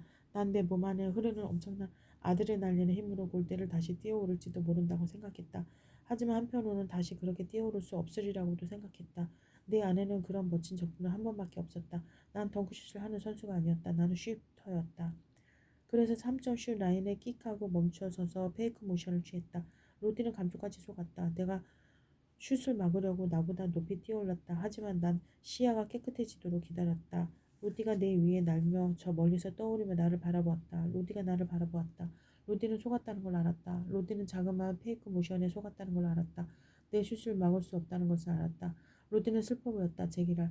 확 슬퍼 보였다. 내가 어떻게 했게. 나는 로디를 향해 혀를 쏙 내밀었다. 내가 마치 마이클 조단인 것처럼 나는 로디를 조롱했다. 이윽고 나는 3점 슛을 날려 마무리했다. 슛 골대로 깔끔하게 들어갔다. 그리고 체육관은 폭발했다. 사람들은 흐느꼈다. 진짜로 우리 아빠는 옆자리에 백인을 껴안았다. 알지도 못하는 사람은 말이다. 마치 형제를 되느냐 입을 맞추고 포옹을 했다. 우리 엄마는 기절해버렸다. 정말로 엄마는 몸을 기울여 옆에 앉은 백인 여자에게로 푹 쓰러지더니 그대로 정신을 잃었다. 엄마는 5초 후에 다시 깨어났다. 사람들은 모두 자리에서 일어났다. 사람들은 하이파이브를 하며 서로 껴안고 춤을 추고 노래를 불렀다. 학교 밴드가 노래를 연주했다. 밴드 부원들은 모두 당황하고 흥분에 휩싸여 똑같은 곡을 제각각 다르게 연주하고 있었다. 코치 선생님은 제자리에서 뱅글뱅글 껑충껑충 뛰어댔다. 우리 농구부원들은 내 이름을 힘차게 불렀다. 그래 그 흥분의 결과는 고작 3대 0이었다. 하지만 장담하건대 경기는 끝났다. 고작 10초 안에 일어난 일이었다. 하지만 게임은 이미 끝났다. 정말로 그럴 수도 있다. 단 한 골이 게임 전부를 결정할 수도 있다. 한 골이 팀의 사기를 영원히 바꿀 수 있다. 우리는 40점 차로 엘피니트를 이겼다. 깡굴이 무너뜨린 것이었다. 그 3점짜리 슛은 그날 밤 나의 유일한 슛이었다. 난 딱 한 번 슛을 했다. 그래 난 고작 3점을 냈다. 그 시즌 중 최저 점수였다. 하지만 로디는 고작 4점을 냈다. 난 로디를 막았다. 난 로디에게 4점을 내주었다. 고작 두 번의 슛이었다. 1쿼터에서 내가 우리 팀원들의 발치로 균형을 잃고 쓰러졌을 때 로디는 레이업 슛으로 점수를 냈다. 그리고 4쿼터에 게임 종료를 고작 5초 남겨두고 점수를 냈다. 그때 로디는 나에게서 볼을 낚아채 골대로 향해 달려갔다. 부저가 울렸다. 경기가 끝났다. 우린 인디언들을 무찔렀다. 그래, 우린 인디언들을 납작하게 뭉개버린 것이다. 우리는 체육관을 빙글빙글 돌며 웃고 비명을 지르며 소리를 불러댔다. 노래를 불러댔다. 우리 팀원들은 나에게 떼지어 몰려왔다. 나를 무등태워 체육관을 돌아다녔다. 난 엄마를 찾았지만 엄마를 보이지 못했다. 왜냐하면 엄마가 다시 기절해버리는 바람에 엄마에게 시원한 바깥 공기를 쏘이게 사람들이 밖으로 데리, 데리고 나갔기 때문이다. 난 아빠를 찾아봤다. 아빠가 환호하고 있으리라 생각했다. 하지만 아빠는 그러지 않았다. 나를 바라보고 있지도 않았다. 공허한 얼굴로 다른 무언가를 바라보고 있었다. 아빠가 무엇을 바라보는지 나도 바라봤다. 그거 웰페니트였다. 한 줄로 늘어선 채 우리 팀원들의 자책하는 모습을 바라보고 있는 웰페니트 레드스킨스 팀을 바라보고 있었다. 나는 환호성을 질렀다. 우리가 적을 무찔렀다. 우린 챔피언을 무찔렀다. 우린 골리앗의 머리에 돌멩이를 던진 다윗이었다. 순간 뭔가가 내 가슴을 쾅 하고 때렸다. 사실 우리 팀은 리어단이 골리앗이었다. 젠장 우리 팀의 선배들은 대학에 갈 예정이었다. 우리 팀들은 전부 자기 자동차가 있었다. 우리 팀원들은 전부 아이팟 휴대전화가 있었고 청바지, 새벌과 셔츠 10장, 좋은 직업을 가진 어머니와 아버지가 있었다. 어쩌면 우리 백인 팀원들에게도 문제가 아주 심각한 문제가 있을지도 모른다. 그러나 이들의 문제는 적어도 산다는 것 자체가 공포를 주지는 않았다. 나는 웰핑턴 레드스킨 팀과 로디를 내려다보았다. 저들 중 두세 명은 그날 아침을 걸렸을지도 모른다는 걸 난 알았다. 집에 음식이 없으니까. 저들 중 7~8명은 마약을 하는 아빠가 있다는 것을 난 알았다. 저들 중 둘은 아버지가 감옥에 있다는 것을 난 알았다. 저들 중 누구도 대학에 가지 못할 거라는 걸 난 알았다. 저들 중 누구도 경기에 졌다고 어쩌면 로디는 아버지한테 흠씬 두들겨 맞을지도 모른다. 불현듯 난 로디한테 다른 스푸킨 사람들 모두에게 사과하고 싶어졌다. 그들에게 지독히도 복수하고 싶었던 내가 부끄러웠다. 나 우리 백인 팀원들의 어깨에서 껑충 뛰어내려 로커룸으로 달려갔다. 나는 화장실로 변기로 달려가 토했다. 그리고 거기에서 아기처럼 엉엉 울었다. 코치 선생님과 우리 팀원들은 내가 기쁨의 눈물을 흘린다고 생각했다. 하지만 아니었다. 난 부끄러워서 눈물을 흘리고 있었다. 내 가장 친한 친구의 마음을 갈기가 찢어놓았기 때문에 우는 것이었다. 하느님은 상황을 빠져나가게 하는 방법을 알고 있겠지. 웰피니트는 우리에게 패배한 것을 결코 만회하지 못했다. 웰피니트는 그 시즌 나머지 두 게임을 더 이겼지만 플레이오프에 나갈 자격을 얻지는 못했다. 어쨌거나 우리는 그 후 정규 시즌에서 한 게임도 지지 않았다. 우리는 주 1위의 기록으로 플레이오프에 직행했다. 우리는 작은 농장 마을 팀인 알미라콜리 하트라인과 붙었고 우리는 패했다. 케이크라는 선수가 종료 신호와 함께 믿기지 않는 하프코트 슛을 성공시켰기 때문이다. 그건 정말 관중들을 끝내주는 흥분의 도가니를 몰아넣기에 충분했다. 우리 모두는 몇 시간 동안 로커룸에서 울었다. 코치 선생님도 울었다. 그때가 아마도 어른과 소년이 치고받고 주먹 싸움을 하지 않고도 함께 울었던 유일한 때였던 것 같다. 로디와 내가 농구에 대하여 길고도 심각한 토론을 하다. 농구 시즌이 끝나고 며칠 후 나는 로디에게 우리 팀이 대승을 거두는 바람에 그 이후로 로디네 시즌이 엉망진창이 된 걸 미안하게 생각한다고 메일을 보냈다. 다음번엔 깔아뭉개주겠어. 다음번엔 호모새끼처럼 징징 울게 만들어주지 하고 답장이었다. 내가 호모새끼가 될지도 모르지. 하지만 난 너를 물리치는 호모새끼야. 하하 로디의 답장. 그건 이제 동성애에 대한 모욕처럼 들릴지도 모르겠다. 하지만 그건 또 약간 친근하게 느껴지기도 했다. 그건 내가 보호구역을 떠난 후로 로디가 내게 보낸 제대로 된 첫 메일이었으니까. 난 행복한 호모새끼였다. 톨스토이가 인디언에 대해 뭘 알아? 할머니가 돌아가신 후 마치 내가 할머니와 함께 관에 들어간 것만 같았다. 간에 기어 들어간 것만 같았다. 우리 아빠의 제일 친한 친구가 얼굴에 총을 맞은 후로 나는 얼굴에 총을 맞을 운명은 아닌지 궁금했다. 젊은 스프킨 사람들이 얼마나 많이 자동차 사고로 목숨을 잃는지 생각해보고 나도 자동차 사고로 저 세상으로 가는 게 아닌지 궁금했다. 젠장 짧은 생애 동안 난 징그럽게도 숱하게 장례식을 보았다. 난 14살이고 42번의 장례식을 지켜보았다. 그건 정말 백인과 인디언의 큰 차이였다. 우리 백인반 친구들은 조부모의 장례식에 간다. 일부 아이들은 큰아버지나 숙모를 잃기도 한다. 하나에는 3학년일 때 백혈병으로 동생을 잃었다. 하지만 5번 이상의 장례를 치른 아이들은 단 한 명도 없었다. 내 백인 친구들은 친척의 죽음을 한쪽 손가락으로 다 셀 수 있다. 나는 내 손가락, 발가락, 팔, 다리, 눈, 귀, 코, 성기, 엉덩이, 젖꼭지를 세도 모자란다. 그러고 내 죽음은 한참 더 멀었다. 제일 끔찍한 게 뭔지 아는가? 가장 불행한 건 말이다. 약 90%의 죽음이 알코올 때문이라는 거다. 고디가 내게 톨스토이라는 이름의 러시아 사람이 쓴 책을 주었다. 거기에는 이렇게 적혀 있었다. 행복한 가정은 모두 엇비슷하다. 하지만 불행한 가정은 각각 나름대로의 불행한 이유가 있다. 러시아 천재와 토론하기는 싫다. 톨스토이는 인디언들을 알지 못한다. 톨스토이는 인디언 가족들이 모두 정확히 똑같은 이유 때문에 불행하다는 것을 알지 못했다. 빌어먹을 알코올 말이다. 그래 톨스토이한테 술이나 한 잔 먹이자. 불행한 가족에 대한 참된 정의에 대해 열심히 생각하라고 하자. 그래 내가 유난히 더 고약하게 말하고 있다고 생각할지도 모른다. 그럴지도 모르지. 난 특별히 고약한 인물이다. 왜 그런지 그 이유를 들려주지. 오늘 오후 9시쯤 난 화학 수업을 들으며 앉아있었다. 그때 문 두드리는 소리가 들렸다. 진학 담당 교사 워렌 선생이 교실로 들어왔다. 화학 선생 노블 박사는 수업 방해받는 걸 엄청 싫어했다. 그래서 워렌 선생한테 곱지 않은 시선을 보냈다. 무슨 일이에요 워렌 선생? 닥터 노블이 물었다. 힐난하는 것 같은 말투를 숨겨둔 채 네, 아놀드 학생하고 잠깐 얘기를 나눌 수 있을까요? 기다리면 안 되겠소? 우린 몇 분 있다 지리 시간을 가질 텐데. 지금 당장 얘기를 해야 하는데요. 미안합니다. 그러자 아놀드 워렌 선생한테 가보더니 나는 책을 주섬주섬 챙겨들고 워렌 선생을 따라 복도로 나왔다. 난 약간 걱정스러웠다. 내가 뭘 잘못한 게 있나 궁금했다. 벌을 받을 만한 짓을 한 건 없는 것 같은데. 그래도 걱정되었다. 난 문제에 휘말리고 싶지 않았다. 무슨 일이에요, 월해 선생님? 내가 물었다. 월해 선생님은 갑작스레 울음을 터뜨렸다. 그리고 마구 흐느꼈다. 그러다가 그렇게나 다 큰 늙은 여자가 큰 소리로 울어대다니. 2살배기 아이처럼 바닥으로 쓰러져 뒹굴며 발로 차고 비명을 지를 것만 같았다. 저기 월해 선생님 왜 그러세요? 뭐가 잘못됐나요? 월해 선생님은 나를 세게 껴안았다. 솔직히 진짜 아찔하게 좋았다. 월해 선생은 55살 정도였지만 여전히 꽤 근엄하였다. 줄곧 운동을 해서 군살 하나 없이 몸이 탱탱했다. 그러니까 포옹을 받자 육체적으로 약간의 반응이 있었다. 솔직히 월해 선생님이 너무도 꽉 껴안아서 나는 육체적인 반응을 확실히 느낄 수 있었다. 난 좀 우쭐했다. 아내도 유감스럽구나. 방금 너희 어머니한테 전화를 받았어. 너희 누나가 가버렸다는구나. 뭐라고요? 난 무슨 말인지 알아들었다. 하지만 뭔가 다른 말을 해주기 바랬다. 아무거나도 좋았다. 너희 누나가 떠났대. 누나가 떠난 건 알아요. 우리 누나 지금 몬테나에 살아요. 내가 바보 같다는 건 난 알았다. 하지만 내가 계속 바보가 된다면, 내가 그 사실을 받아들이지 않는다면 사실은 사실이 아니게 될 거라 난 생각했다. 아니, 너희 누나가 숨을 거두었어. 그렇다. 난 그 사실을 속일 수가 없었다. 죽은 건 죽은 거다. 난 할 말을 잃었다. 하지만 슬프진 않았다. 슬픔은 나를 곧장 삼키지는 않았다. 아니, 나는 나의 육체적 반응에 몹시도 부끄러웠다. 그래, 우리 누나 죽음을 접했을 때 난 거시기가 섰다. 어떻게 그럴 수가 있지? 이게 무슨 개떡 같은 호르몬의 봄비란 말인가. 어쩌다가 그렇게 됐죠? 내가 물었다.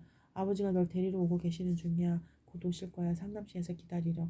누나가 어떻게 죽었죠? 나는 다시 물었다. 아버지가 데리러 오실 거야. 워렌 선생님은 다시 말했다. 누나가 어떻게 죽었는지 내게 말하고 싶어 하지 않는다는 걸 알았다. 분명 끔찍한 죽음이었을 거다. 살해됐나요? 아버지가 오실 거야. 제기라 워렌 선생은 까먹긴 상당 글자였다. 나한테 무슨 말을 해야 한다는 걸 알지 못했다. 그러나 난 원래 선생을 나무랄 수가 없었다. 가족이 죽은 학생과 상담을 해본 적은 단 한 번도 없었을 테니까. 우리 누나가 살해당했나요? 오, 제발 아버지야 얘기하렴. 너무도 슬프게 보이기에 난 그냥 내버려 두었다. 그러니까 그냥 내버려 두었다. 나는 진학상담실에서 기다리고 싶지 않았다. 그곳에는 자기계발서와 동기를 부여하는 포스터와 대학 시험 문제집, 대학 입시 요강, 장학금 지원서가 가득했다. 그런 것들 뿐이다. 진짜 전부다. 역겨웠다. 거기에서 기다려야 한다면 어쩜 사무실을 엉망으로 만들어버릴지도 몰랐다. 밖에서 기다리고 싶어요. 하지만 눈이 오고 있어. 그러니까 더 완벽하지 않겠어요? 안 그래요? 내가 말했다. 그건 수사학적인 질문이었다. 대답이 요구되지 않는 질문. 하지만 가엾은 오랜 선생은 나의 수사학적인 질문에 답을 했다. 아니, 눈 속에서 기다리는 건 좋은 생각이 아니야. 넌 지금 부처 충격을 받았어. 충격을 받았다고? 내가 충격을 받았다고 했다. 우리 누나가 죽었다. 물론 나는 충격을 받았다. 나는 백인학교에 다니는 보호구역 인디언이고 우리 누나는 무슨 끔찍한 죽임을 당했다. 난 이 나라에서 가장 큰 충격을 받은 아이였다. 오랜 선생님은 분명 명약관화상을 거머쥐려 하고 있었다. 밖에서 기다릴래요. 그럼 내가 같이 있을게. 에이 씨발. 난 그렇게 내뱉고 달려나갔다. 오랜 선생은 나를 따라 달려오려고 했다. 하지만 오랜 선생은 하이힐을 신고 있었다. 그리고 나쁜 소식에 대한 나의 반응에 충격을 먹고 울고 있었다. 내 욕 때문에 오랜 선생은 착한 사람이었다. 죽음을 다루기에는 너무 착했다. 그래서 몇 걸음 그저 달려오다가 멈춰서 벽에 푹 쓰러졌다. 나는 내 사물함으로 달려가 내 코트를 옮겨쥐고 밖으로 향했다. 운동장에는 벌써 발자국이 몇 개가 나 있었다. 큰 폭풍이 올 것 같았다. 불현듯 아버지가 빙판길에 자동차 사고를 당할지도 모른다는 걱정이 일었다.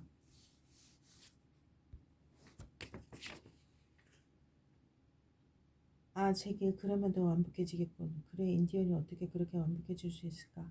내가 말하는 이야기를 상상해보길. 그래, 내가 아이였을 때 우리 큰 누나가 죽었다는 소식을 듣고 학교로 나를 데리러 오던 아버지도 자동차 사고로 죽었다는 것을 알았다. 아버지를 기다리며 나는 갑작스레 엄청난 공포에 사로잡혔다. 아버지를 기다리며 나는 갑작스레 엄청난 공포에 사로잡혔다. 아버지가 낡은 자동차로 무사히 운전해 오기를 기도했다. 제발 하나님 우리 아빠를 죽이지 마세요. 제발요. 하나님 우리 아빠를 죽이지 마요. 제발 우리 아빠를 죽이지 마요. 15분, 10분, 15분, 30분이 지나갔다. 온몸이 꽁꽁 얼었다. 손과 발은 거대한 얼음장이었다. 콧물이 얼굴로 떨어졌다. 귀가 꽁꽁 얼어붙었다. 아, 아빠 제발. 아빠 제발. 아, 제기라 난 분명 아빠가 죽었다고 확신했다. 시간이 너무 오래 걸리고 있었다. 아빠는 자동차를 절벽으로 몰아 수폭행강에 익사했다. 아니면 균형을 잃고 미끄러져 중앙선을 넘어 나무를 잔뜩 실은 트럭과 정면 충돌했다. 아빠, 아빠. 나는 미친놈처럼 비명을 지르며 달리기 시작했다. 그때 아빠가 차를 몰고 온 것 같았다. 나는 웃기 시작했다. 갑작스레 마음이 놓이고 갑작스레 행복해서 껄껄껄 웃었다. 웃음을 멈출 수가 없었다. 나는 언덕을 내려가 자동차에 뛰어들어 아빠를 껴안았다. 나는 웃고 또 웃었다. 주니어 무슨 일이냐? 아빠가 말했다. 아빠 살아있었군요. 아빠가 살았어. 하지만 내 누나가 알아요 알아. 누나가 죽었어요. 하지만 아빠는 살아있어요. 아직 살아있어요. 나는 웃고 웃었다. 웃음을 멈출 수가 없었다. 웃다가 죽을지도 모른다는 생각이 들었다. 웃다가 죽을 것 같은 느낌이 들었다. 내가 왜 웃었는지 난 이해할 수가 없었다. 아빠가 리어단에서 빠져나와 폭풍을 뚫고 보호구역으로 향해 돌아가는 내내 나는 계속 웃어댔다. 이윽고 마침내 보호구역 경계를 가로질렀을 때 나는 웃음을 멈추었다. 누나 어떻게 죽었어요? 집에서 파티를 열었단다. 몬테나에 있는 트레일러에서. 아빠가 말했다. 그래 우리 누나와 매형은 집이라기보다는 학교 게시판 같은 낡은 은빛 트레일러에서 살았다. 파티를 크게 열었는데 당연히 성대한 파티를 열었겠지. 물론 술에 취했겠지. 그게 인디언이니까. 파티를 크게 열었는데 너희 누나와 매형이 뒤쪽 구석방에서 골아 떨어져 있었단다. 누가 가스레인지에 수프를 요리하려고 했대. 그걸 깜빡이고 그냥 나가버렸대. 커튼이 바람에 날리고 불이 붙어 트레일러가 금세 불에 타버렸단다. 누나가 비명을 지르는 소리가 들리는 것만 같았다. 경찰이 그런데 누나가 잠도 깨지 않았다는구나. 너무 취해 있어서. 아빠가 말했다. 아빠는 나를 안심시키려고 했다. 하지만 누나가 불에 타 죽었을 때 너무 취해서 아무런 고통도 느끼지 못했다는 것이 조금도 편하지 않았다. 무엇 때문이지? 그게 나를 더 미치도록 웃게 만들었다. 나는 너무도 열심히 웃다 보니 입 안으로 뭔가가 올라왔다. 나는 작은 멜론 조각을 뱉어냈다. 희한한 일이었다. 난 멜론을 좋아하지 않는다. 어릴 때부터 멜론을 싫어했다. 내가 그 악마 같은 과일을 언제 마지막으로 먹었는지 기억조차 나지 않았다. 문득 누나가 멜론을 참 좋아했다는 게 생각났다. 희한하지 않은가? 하도 희한해서 웃었던 것보다 더 열심히 웃어댔다. 난 계기판을 두드리고 차 바닥을 발로 쾅쾅 치기 시작했다. 나는 진짜 웃음으로 미쳐가고 있었다. 아빠는 한마디도 하지 않았다. 그저 앞만 똑바로 바라보며 집으로 차를 몰았다. 나는 그날 내내 웃었다. 그러니까 집에 반 정도 도착했을 때까지 웃었다. 그리고 나서 나는 잠이 들었다. 딸깍 그런 소리 같았다. 상황이 너무도 힘들고 너무도 고통스러워서 내 몸이 그냥 죽어버렸다. 그래 내 마음과 영혼과 심장은 긴급배를 열어 몇 가지 수전을 위해 내 몸을 잠깐 닫아버리기로 결정을 했던 것이다. 무슨 일이 있었을까? 난 멜론 꿈을 꾸었다. 7살 때 갔던 학교 소풍 꿈을 꾸었다. 핫도그와 햄버거, 소다수와 감자칩, 수박, 멜론이 있었다. 나는 멜론 7조각쯤 먹었다. 내 손과 얼굴은 끈적끈적했다. 멜론을 어찌나 많이 먹었는지 내 몸은 멜론이 변해버린 것 같았다. 점심을 먹고 나는 웃고 소리 지르며 운동장을 뛰어다녔다. 순간 뺨이 간지러웠다. 난 얼굴을 긁으려 손을 내밀었다가 내 뺨에 붙어 단맛을 핥아먹는 벌을 잡았다. 얼굴을 쏘여 본 적이 있는지 난 쏘여봤다. 그래서 내가 멜론을 싫어하는 거다. 아빠가 우리 집으로 차를 몰았을 때 나는 이 꿈 악몽에서 깨어났다. 다 왔다. 아빠가 말했다. 누나가 죽었어요. 그래. 그게 꿈이기를 바랬어요. 나도 그렇단다. 벌한테 물렸을 때 꿈을 꾸었어요. 나도 기억난다. 병원으로 널 데려가야 했었지. 죽는 줄 알았어요. 우리도 무서웠어. 아빠는 울음을 터뜨렸다. 통곡을 하지는 않았다. 그저 조그맣게 흐느꼈다. 깊게 숨을 쉬며 울음을 멈추려고 했다. 아들 앞에서 강하게 보이고 싶어 한다는 걸 알았다. 하지만 아무 소용이 없었다. 아빠는 계속해서 흐느꼈다. 난 울지 않았다. 나는 손을 내밀어 아빠의 얼굴에 흐르는 눈물을 닦아내어 맛을 보았다. 짰다. 사랑한다. 아빠가 말했다. 와우. 아빠는 내게 좀체 그런 말을 하지 않았다. 나도 아빠 사랑해요. 나도 단 한 번 아빠에게 그 말을 한 적이 없었다. 우리는 집으로 걸어갔다. 엄마는 소파에 몸을 웅크린 채 누워 있었다. 거기에 25명, 아니 30명쯤 되는 사촌들이 우리 음식을 모두 먹고 있었다. 누군가는 죽고 누군가는 우리 음식을 먹는다. 돌아가는 꼴이 진짜 웃긴다. 엄마, 내가 말했다. 오 주니어. 엄마는 나를 소파적으로 끌어당겼다. 미안해 엄마, 정말 미안해. 날 떠나지 마라. 넌 날 떠나지 마. 엄마는 제정신이 아니었다. 하지만 누가 엄마를 탓할 수 있을까? 엄마는 몇 달 사이에 당신의 엄마와 당신 딸을 잃었다. 어느 누가 그런 상황을 이겨낼 수 있단 말인가? 이보다 기구한 사람이 어디 있단 말인가? 넌 술 마시지 마. 엄마가 말했다. 엄마는 나의 뺨을 철썩 때렸다. 한 번, 두 번, 세 번 내 뺨을 세게 때렸다. 절대로 술 마시지 않겠다고 약속해. 알았어. 약속할게. 난 믿을 수가 없었다. 우리 누나는 술로 죽었고 나는 뺨을 맞고 있었다. 내게 톨스토이가 필요할 때 톨스토이는 어디에 있었나? 나는 톨스토이가 나타나기를 그래서 우리 엄마가 나 대신 톨스토이를 때리기를 바라고 또 바랬다. 이윽고 엄마가 손을 멈추었다. 하느님 감사합니다. 하지만 몇 시간 동안 엄마는 나를 붙잡아 두었다. 내가 악이라도 되는 것처럼 나를 단단히 붙잡았다. 그리고 계속해서 울었다. 펑펑 눈물을 쏟아냈다. 내 옷과 머리는 엄마의 눈물로 흠뻑 젖었다. 엄마가 고통의 눈물로 내게 세례를 준 것 같았다. 물론 너무도 기괴한 풍경이었다. 그래서 친척들은 모두 떠났다. 아빠는 방으로 들어갔다. 엄마와 나만 있었다. 엄마의 눈물과 나만 있었다. 하지만 난 울지 않았다. 난 엄마의 등을 꼭 안고 슬픔이 모두 지나가기를 바랬다. 나는 다시 잠들고 싶었다. 킬러 말벌의 꿈을 꾸고 싶었다. 차라리 악몽이 현실보다 더 나을 것만 같았다. 마침내 끝이 났다. 엄마는 잠이 들고 나는 풀려났다. 나는 일어서서 부엌으로 걸어갔다. 난 꽤나 배가 고팠지만 친척들이 우리 음식을 이미 다 먹어치워버리려했다. 저녁으로 우리가 먹을 것이라곤 소금 뿌린 크래커와 물뿐이었다. 감옥도 이보다 먹을 게 많았겠다. 제길 이틀 후 우리는 페스티벌 공터 근처 가톨릭 교회의 무덤에 누나를 묻었다. 아무 기억이 없다. 장례식도 거의 기억나지 않는다. 매장식도 거의 기억나지 않는다. 난 혼미함 속에 빠져 있었다. 아니, 그건 내가 세상에서 가장 작은 방에 있는 것 같았다. 나는 손을 뻗어 벽을 만질 수 있었는데 그 벽은 번들거리는 유리로 만들어졌다. 난 그림자를 볼 수 있었지만 세부적인 것은 볼 수 없었다. 추웠다. 몸이 꽁꽁 얼어붙었다. 내 가슴 속에 눈보라가 불어대고 있는 것 같았다. 하지만 안개와 번들거리는 유리 그리고 눈은 사람들이 누나에 관한 무덤 속에 내려놓을 때 전부 사라져버렸다. 이것만은 말해야겠다. 사람들이 꽁꽁 언 땅에 무덤을 파는 것이 영혼처럼 느껴졌다. 간이 흙 속에 자리 잡았을 때 거의 한숨이 새어나왔다. 탄식과도 같았다. 간이 긴 낮잠, 영원한 낮잠을 위해 자리 잡고 있는 것 같았다. 그게 다였다. 난 거기에서 나와야만 했다. 나는 뒤를 돌아 무덤을 빠져나왔다. 길을 가로질러 숲으로 갔다. 숲속 끝까지 달려갈 작정이었다. 나를 절대 찾을 수 없는 깊은 곳으로. 그런데 난 전속력으로 달려가다 로디와 부딪히고 말았다. 우리 둘은 바닥에 큰 대자를 뻗어눕고 말았다. 그래, 로디는 매장하는 내내 숲속에 숨어 있었던 것이다. 마우, 로디가 일어났다. 나도 일어났다. 우린 거기 함께 앉았다. 로디는 울고 있었다. 얼굴이 눈물범벅이 되었다. 로디, 너 울고 있어? 내가 말했다. 우는 거 아니야. 우는 건 너잖아. 난 내 얼굴을 만져보았다. 바싹 말라 있었다. 조금의 눈물도 없었다. 우는 게 뭔지 기억도 안 나.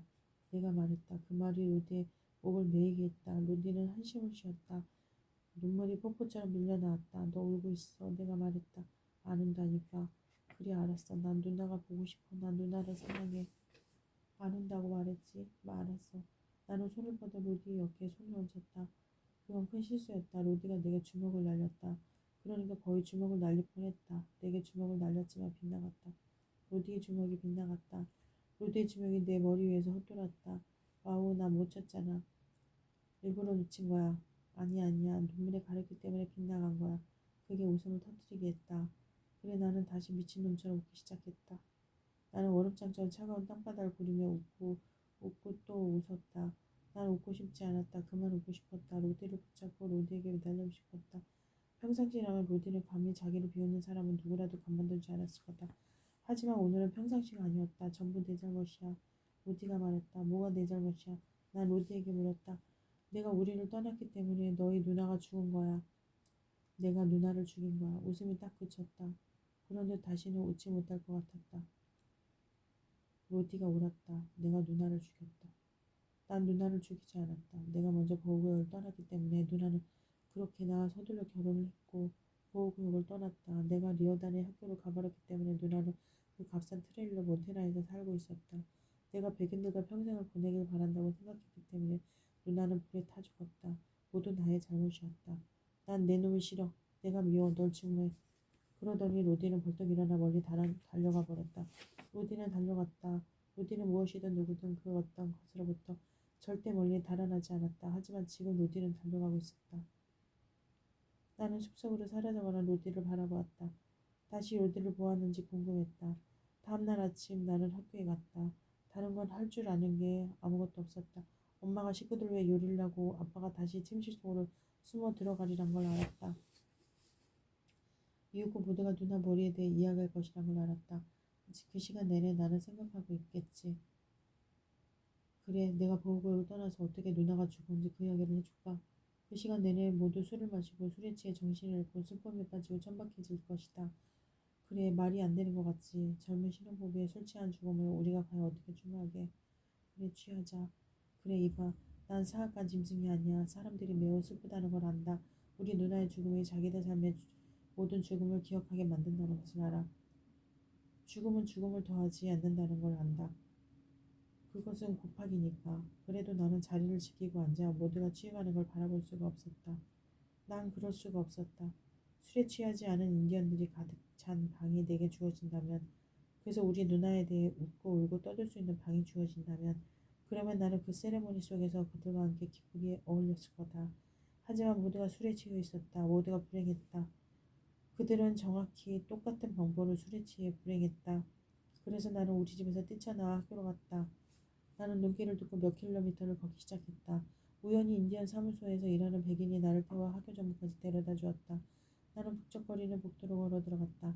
남자아이들, 여자아이들, 교사 모두가 내게 다가와 내 어깨를 토닥이고 안아주며 배를 툭 치기도 했다. 사람들은 나를 걱정했다. 내 고통을 도와주고 싶어 했다. 나는 그 사람들에게 중요했다. 나는 중요했다. 내가 처음 도착했을 때 나를 그렇게나 의심했던 모든 백인 아이들과 교사들이 나를 걱정했다. 그들 중 몇 명은 나를 퍽 좋아하기도 했다. 나는 그 사람들을 퍽이나 의심스러워했다. 그리고 이제 나는 그 사람들을 무척 걱정한다. 그리고 그들 중 몇 명을 퍽 좋아했다. 페넬로페가 이윽고 내게 다가왔다. 페넬로페는 울고 있었다. 콧물이 얼굴에 뒤범벅이었지만 그것도 내게는 섹시해 보였다. 누나 일은 정말 안 됐어. 페넬로페가 말했다. 나는 페넬로페에게 무슨 말을 해야 할지 몰랐다. 모든 것을 잃었을 때 어떤 느낌이냐고 사람들이 물으면 뭐라고 대답해야 하는 걸까? 태양계의 모든 행성이 폭발해버렸을 때 말이다. 1학년 기말고사 성적표 기억들 오늘 엄마 아빠 그리고 나는 공동묘지에 가서 무덤을 손질했다. 할머니 유진 아저씨 메리 누나를 돌보았다. 엄마는 소품 가방을 챙겼고 아빠는 색소폰을 챙겨왔다. 그렇게 우리는 하루를 보냈다. 우리 인디언들은 고인을 어떻게 기리는지 알고 있다. 그 방법이 나는 마음에 든다. 우리 엄마 아빠는 손을 잡고 서로 입을 맞췄다. 묘지에서 그러면 안 돼요. 내가 말했다. 사랑과 죽음 그건 한 가지야.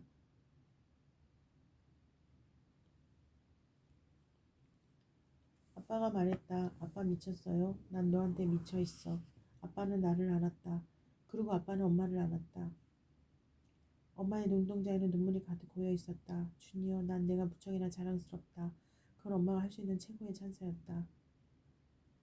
미치고 술 취한 생활의 한가운데서도 건전하고 멀쩡한 한순간을 움켜잡아야 한다. 나는 행복했다. 그래도 누나가 보고 싶었다. 하지만 제 아무리 많은 사랑과 신뢰랄지라도 상처투성이에 내 마음을 더 낫게 만들지는 못했다. 난 누나를 사랑한다. 언제나 누나를 사랑할 거다. 누나는 놀라웠다. 지하실을 박차고 나와 몬테나로 간 것은 누나에게 용기 있는 행동이었다. 누나는 자신의 꿈을 찾고 있었다. 꿈을 찾지도 못했지만 그래도 시도는 했었다. 나도 시도를 하고 있었다. 아마도 그 시도가 나를 죽일지도 몰랐다. 하지만 보호구역에 머문다면 그것이 나를 죽일지도 모른다는 걸 난 알았다. 이 모든 것들이 우리 누나를 위해 울게 만들었다. 내 자신을 위해 울게 만들었다. 하지만 나는 우리 부족을 위해서도 울고 있었다. 내년에도 10명 내지 15명 이상의 스포킨 사람들이 죽을 것이라는 것, 대부분 술 때문에 죽을 것이라는 걸 알기 때문에 나는 울고 있었다. 내 부족 친구들 대부분이 천천히 스스로 죽을 것이라는 걸 알기에 나는 울었다. 나는 친구들이 살기를 바랬다. 난 친구들이 강해지고 술에 취하지 않고 보호구역의 지옥에서 떠나기를 바랬다. 그건 참 희한한 것이었다. 보호구역은 감옥을 의미했다. 그거 알고 있는가? 인디언들은 보호구역으로 이사해 죽기를 있었다. 우리는 사라지게 되어 있었다. 하지만 어찌된 일인지 인디언들은 보호구역이 죽음의 캠프라는 걸 잊어버리고 있었다. 난 보호구역을 박차고 나왔을 만큼 용감하고 기괴한 유일한 아이였기에 슬펐다. 내가 절대 술을 마시지 않을 것이기에 내 자신을 결코 죽이지 않을 것이기에 백인 세상에서 보다 멋진 세상을 가질 것이란 걸 알았기에 나는 울고 또 울었다. 어쩌면 외로운 인디언 소년이 될지도 모른다는 것을 깨달았다. 하지만 내 외로움 속에서 나는 혼자가 아니었다. 꿈을 찾아 자신이 태어난 곳을 떠났던 다른 수백만 명의 미국인들이 있었다. 물론 나는 스포켄 인디언이라는 것을 깨달았다. 난 스포켄 부족이다. 하지만 나는 또 미국 이민자들의 부족이기도 했다. 나는 농구 선수라는 부족이기도 했다. 책벌리라는 부족이기도 했다. 그리고 만화가들의 부족, 습관적인 마스터베이터의 부족, 10대 소년 부족, 소도시 아이들이란 부족, 태평양 국사인들의 부족, 토르티아 칩스와 살사 애호가 부족, 빈곤의 부족, 유가족들의 부족, 사랑받는 아들의 부족, 가장 친한 친구를 그리워하는 소년들의 부족.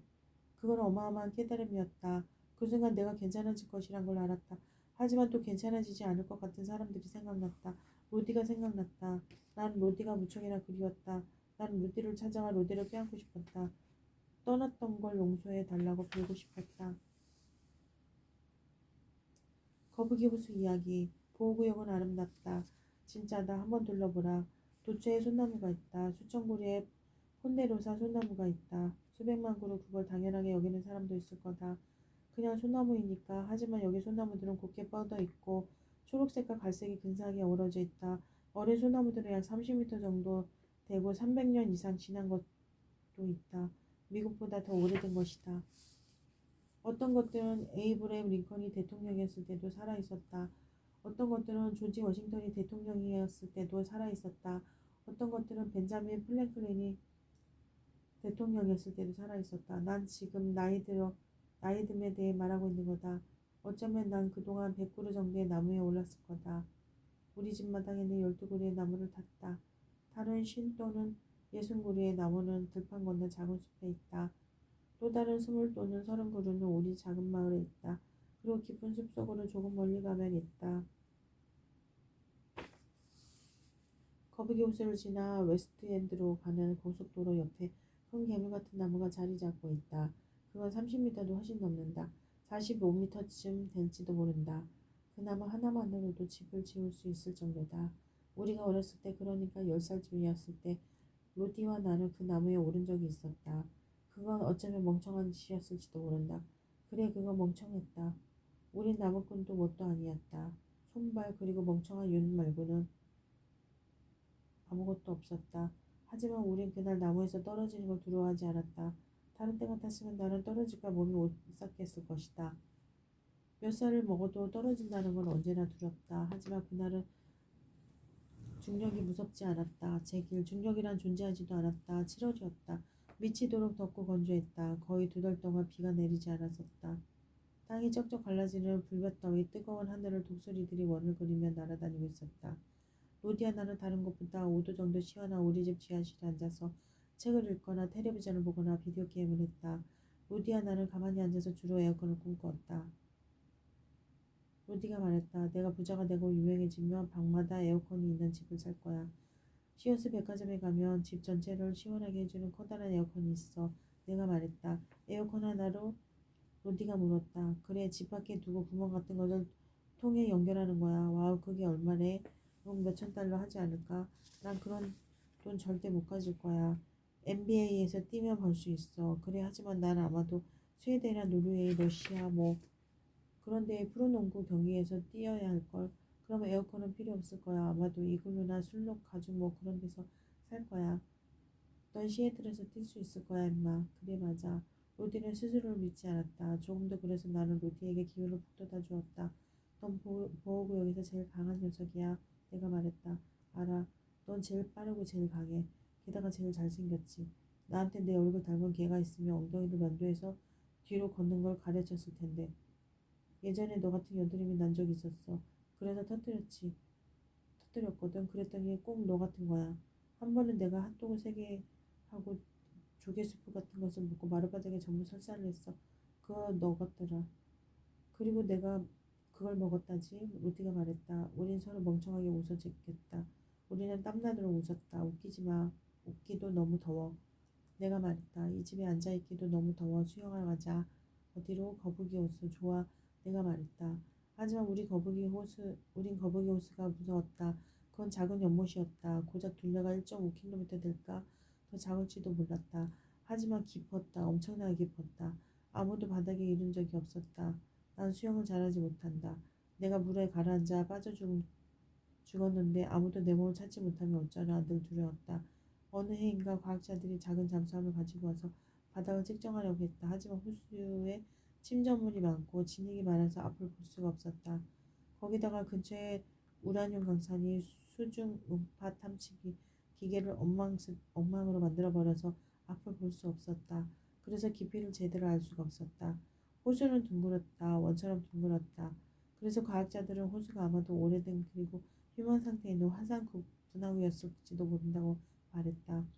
그래 보호구역에 있는 화산, 호수는 폭 깊었다. 화산 분화구와 터널 그리고 용암액을 비롯한 모든 것들이 그 땅의 중심으로 항상 흘러들어왔다. 그 호수는 영혼처럼 깊었다. 그 호수에는 온갖 종류의 신화와 전설이 둘러싸여 있었다. 내 말뜻은 우린 인디언이고 우린 호수에 대해 까발리기를 좋아한다는 거다. 어떤 사람들은 호수가 거북이 껍데기처럼 둥글고 녹색이기 때문에 호수의 이름이 거북이 호수라고 말했다. 어떤 사람들은 옛날에 거북이가 가득 찼었기 때문에 거북이란 이름이 붙었다고 말했다. 어떤 사람들은 인디언을 덥석 잡아먹었던 거대한 거북이의 집이었기 때문에 그런 이름이 붙었다고 말했다. 주라기 시대의 거북이, 스티븐 스필버그의 거북이, 킹콩 대 거대한 보호구역의 거북이. 난 그 거대한 거북이 신화를 그다지 믿지 않았다. 그런 것을 믿기엔 너무 컸고 똑똑했으니까. 하지만 난 인디언이고 우리 인디언은 겁먹기를 좋아한다. 그것이 우리 인디언일지도 모른다. 어쨌거나 우린 귀신이나 유령을 퍽 좋아한다. 우린 괴물을 퍽 좋아한다. 하지만 난 정말 아빠가 들려준 거북이 호수에 관한 이 이야기가 무서웠다. 아빠가 어렸을 때 아빠는 말 한마리가 거북이 호수에 빠져 사라지는 것을 보았다고 했다. 다른 몇몇 사람들은 거대한 거북이가 말을 옮겨잡았다고 말하지. 하지만 그건 사람들이 그냥 거짓말을 하고 있는 거야. 사람들은 그저 멍청하니까. 그 말은 그냥 어리석었어. 그 말에 이름을 스투피스 호수, 어리석은 말이라고 붙인 것도 정말 멍청했지. 스투피드 호수는 밑도 끝도 없는 거북이 호수의 바닥으로 가라앉았고 모두가 그게 이야기의 끝이라고 생각했다. 하지만 몇 주 후 스투피드 호수의 몸이 거북이 호수에서 16km나 떨어진 벤자민 호숫가로 쓸려왔다. 어떤 장난꾸러기가 말을 찾아 그냥 옮겨놓았다고 다들 이해했지. 사람들을 겁주려고. 아빠가 말했다. 사람들은 무미건조한 농담을 비웃었다. 그래서 한 무리의 사람들이 죽은 말을 트럭 위에 싣고 쓰레기 소각장으로 가져가 불태워버렸다. 그냥 밋밋한 이야기 같지? 아니 그게 끝이 아니다. 그러니까 사람들이 그 짐승의 몸을 불태우고 몇 주가 지나서 한 무리 아이들이 거북이 호수에서 수영을 했는데 그때 불이 붙었어. 그래 호수 전체가 불길에 휩싸였다. 아이들은 호수 가장자리에서 헤엄치고 있었다. 호수는 너무 깊었기 때문에 아이들 대부분은 물가에서 수영을 하고 있었던 거다. 불길이 호수 가운데에서 먼저 나오기 시작했기에 아이들은 호수가 커다란 기름통처럼 타오르기 전에 물에서 안전하게 기어 나올 수 있었다. 몇 시간 동안 탔지. 불길은 꽤 뜨겁고도 맹렬했어. 아빠가 말했다. 그러더니 불이 꺼졌어. 그냥 그렇게 사람들은 며칠 동안 멀리 떨어져 있다가 얼마나 탔는지 보러 갔겠지. 그리고 뭘 찾아냈게? 스투피드 호수가 물가로 다시 쓸려 내려왔단다. 쓰레기 더미에 놓고 불태워버렸는데도 또 호수에서 불에 탔는데도 스투피드 호수는 털끝 하나 다치지 않았다. 물론 말은 죽었다. 하지만 전혀 불에 타지 않았다. 그러고 나서도 아무도 그 말 근처에 가지 않았다. 그냥 썩게 내버려 두었어. 오랜 시간이 걸렸다. 아주 오랜 시간이. 몇 주 동안 죽은 몸뚱이는 그냥 거기에 드러누워 있었다. 썩지도 않았고 악취도 나지 않았다. 벌레와 동물들도 다가가지 않았다. 몇 주가 지나서 마침내 스투피드 호수는 사라졌다. 가죽과 살점이 녹아내리더니 구더기와 코요테가 포식을 하고 이윽고 뼈만 남았다. 아빠가 말했다. 있잖아. 그건 이제껏 내가 본 것 중 최고로 무서웠어. 말에 도개골은 거의 누워있어. 이상하지? 몇 주가 지난 후에 두개골은 뼈 한 무더기로 무너져 내렸다. 그리고 비바람에 씻겨 사라졌어. 희한한 이야기였다. 10년, 11년 동안 아무도 거북이 호수에서 수영을 하지 않았어. 아빠가 말했다. 누가 그런 호수에서 수영을 할까? 하지만 사람들은 있는다. 사람들은 좋은 것들은 있고 나쁜 것들도 있는다. 호수가 불을 먹었다는 것을 잊는다. 죽은 말이 마법으로 사라지고 다시 나타날 수 있다는 것을 잊는다. 제길, 우리 인디언들은 그냥 이상하다. 그러니까 어쨌든 그 뜨거운 여름날 로디야 나는 우리 집에서 8km를 걸어 거북이 호수에 갔다. 걸어가는 내내 나는 불과 말을 생각했다. 하지만 난 로디에게 그걸 말하지 않았다. 나는 겁쟁이나 뭐 계집애라고 부를 테니까 어린애들 같다고 말할 테니까 차가운 호수가 필요한 뜨거운 날이라고 말할 테니까 걸어가며 나는 그 괴물 같은 소나무가 우리 위에 있는 것을 보았다. 정말 크고 푸르고 아름다웠다. 그건 아마 보호구역의 유일한 마천루였을 거다. 난 저 나무가 좋아. 내가 말했다. 내가 나무 호모라서 그래. 난 나무 호모 아니야. 내가 말했다. 그럼 왜 그 옹이구멍에 내 거시기를 받고 싶냐? 난 여자 나무에 내 거시기 봤거든. 내가 말했다. 로디는 예의 그 하하 히히 연거푸 웃음을 터뜨렸다. 난 로디를 웃게 만드는 게 좋았다. 로디를 웃게 만들 줄 아는 유일한 사람이었다. 헤이 우리 뭐 해야 하는지 알아? 로디가 말했다. 난 로디가 이 특정한 질문을 할 때가 싫었다. 뭔가 위험한 것을 할 예정이라는 의미였으니까. 뭘 해야 하는데? 내가 물었다. 우리 저 괴물을 탈 거야. 저 나무? 물론 저 나무를 말하고 있는 중이지. 보호구역에서 제일 큰 나무.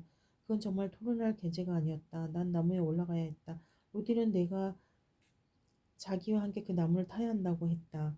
난 어쩔 수가 없었다. 그게 우리의 우정이니까 죽을지도 몰라. 내가 말했다. 어쩌면 그래서 우린 나무로 걸어가 위를 바라보았다. 나무는 꽤 컸다. 머리가 핑 돌았다. 내가 먼저 해. 로디가 말했다. 나는 손바닥에 침을 뱉고 문질렀다. 그러고는 첫 번째 가지에 손을 뻗었다. 그 다음 가지로 내 몸을 당겼다. 그렇게 하나씩 하나씩 로디가 나를 따라왔다. 가지를 한 개씩 잡으며 로디와 나는 나무 꼭대기 하늘의 바닥을 향했다. 꼭대기 근처 나뭇가지들은 점점 가늘어졌다. 우리 몸무게를 저 나뭇가지들이 견딜까 걱정스러웠다. 적어도 중 하나가 탁 부러져 우리를 죽음으로 곤두박질치게 하리라 내내 생각했다. 하지만 그런 일은 일어나지 않았다. 나뭇가지는 부러지지 않았다. 로디와 나는 오르고 또 올랐다. 우린 꼭대기에 올랐다. 그러니까 거의 꼭대기 로디도 제일 가느다란 나뭇가지에 오르는 건 진짜 겁을 냈다. 그러니까 우리 꼭대기에서 3미터 아래 있었다. 정확히 정상은 아니었지만 정상이라고 부르기엔 부족함이 없었다. 바람이 불어 흔들리자 우린 나무에 단단히 매달렸다. 나는 무서웠다. 공포로 온몸이 꽁꽁 얼어붙었다. 하지만 또 재미있기도 했다. 무슨 말인지 알겠는가? 우린 30미터 이상 떨어진 허공에 있었다. 그 전망 좋은 곳에서 우린 수킬로미터를 내다볼 수 있었다. 보호구역의 한쪽 끝에서 다른 끝까지 볼 수 있었다. 우리의 세상 전체를 볼 수 있었다. 그리고 그 순간 우리 전체 세상은 푸르고 황급빛이었으며 완벽했다. 와우, 내가 말했다. 끝내준다. 이렇게 멋진 건 처음 봐. 로티가 말했다. 로티가 그렇게 말하는 걸 들은 건 그때가 처음이었다. 우린 1시간이나 2시간쯤 그 나무 꼭대기에 앉아 있었다. 우린 떠나고 싶지 않았다. 그냥 거기 위에서 살다가 죽을까 생각했다. 어쩌면 200년 후에 과학자가 그 나무 꼭대기에 매달린 소년의 해골바가지 2개를 발견하게 될지도 모른다고 생각했다. 하지만 로디가 마법을 깼다. 로디가 방귀를 뀌었던 것이다. 아주 구리고 지독한 거의 똥이 나올 것 같은 방귀였다. 제기랄 나무같이 쉽게 죽겠다 임마. 우리는 신나게 웃었다. 그리고 나서 나무에서 내려왔다. 우리 말고 다른 누가 그 나무에 올라갔었는지는 모르겠다. 이제 몇 년이 지나 그 나무를 바라본다. 우리가 이 나무에 올라갔었다는 게 믿기지 않았다. 리어단에서 첫 1년을 살아남았다는 것도 믿기지 않았다. 종업식 날 이후 나는 그다지 많은 것을 하지 않았다. 여름이었다. 나 아무것도 할 수 없었다. 나는 주로 내 방에 앉아서 만화책을 읽었다. 백인 친구들과 백인 선생님 그리고 나의 투명한 반쪽 걸프렌드가 그리웠다. 아 페넬로페. 페넬로페가 나를 생각하면 좋겠다. 벌써 페넬로페에게 러브레터를 3번이나 썼다. 나한테 답장 좀 해주지. 고디는 여기 보호구역에 와서 2주 정도 나랑 같이 있었으면 했다. 그게 미친 거 아니야?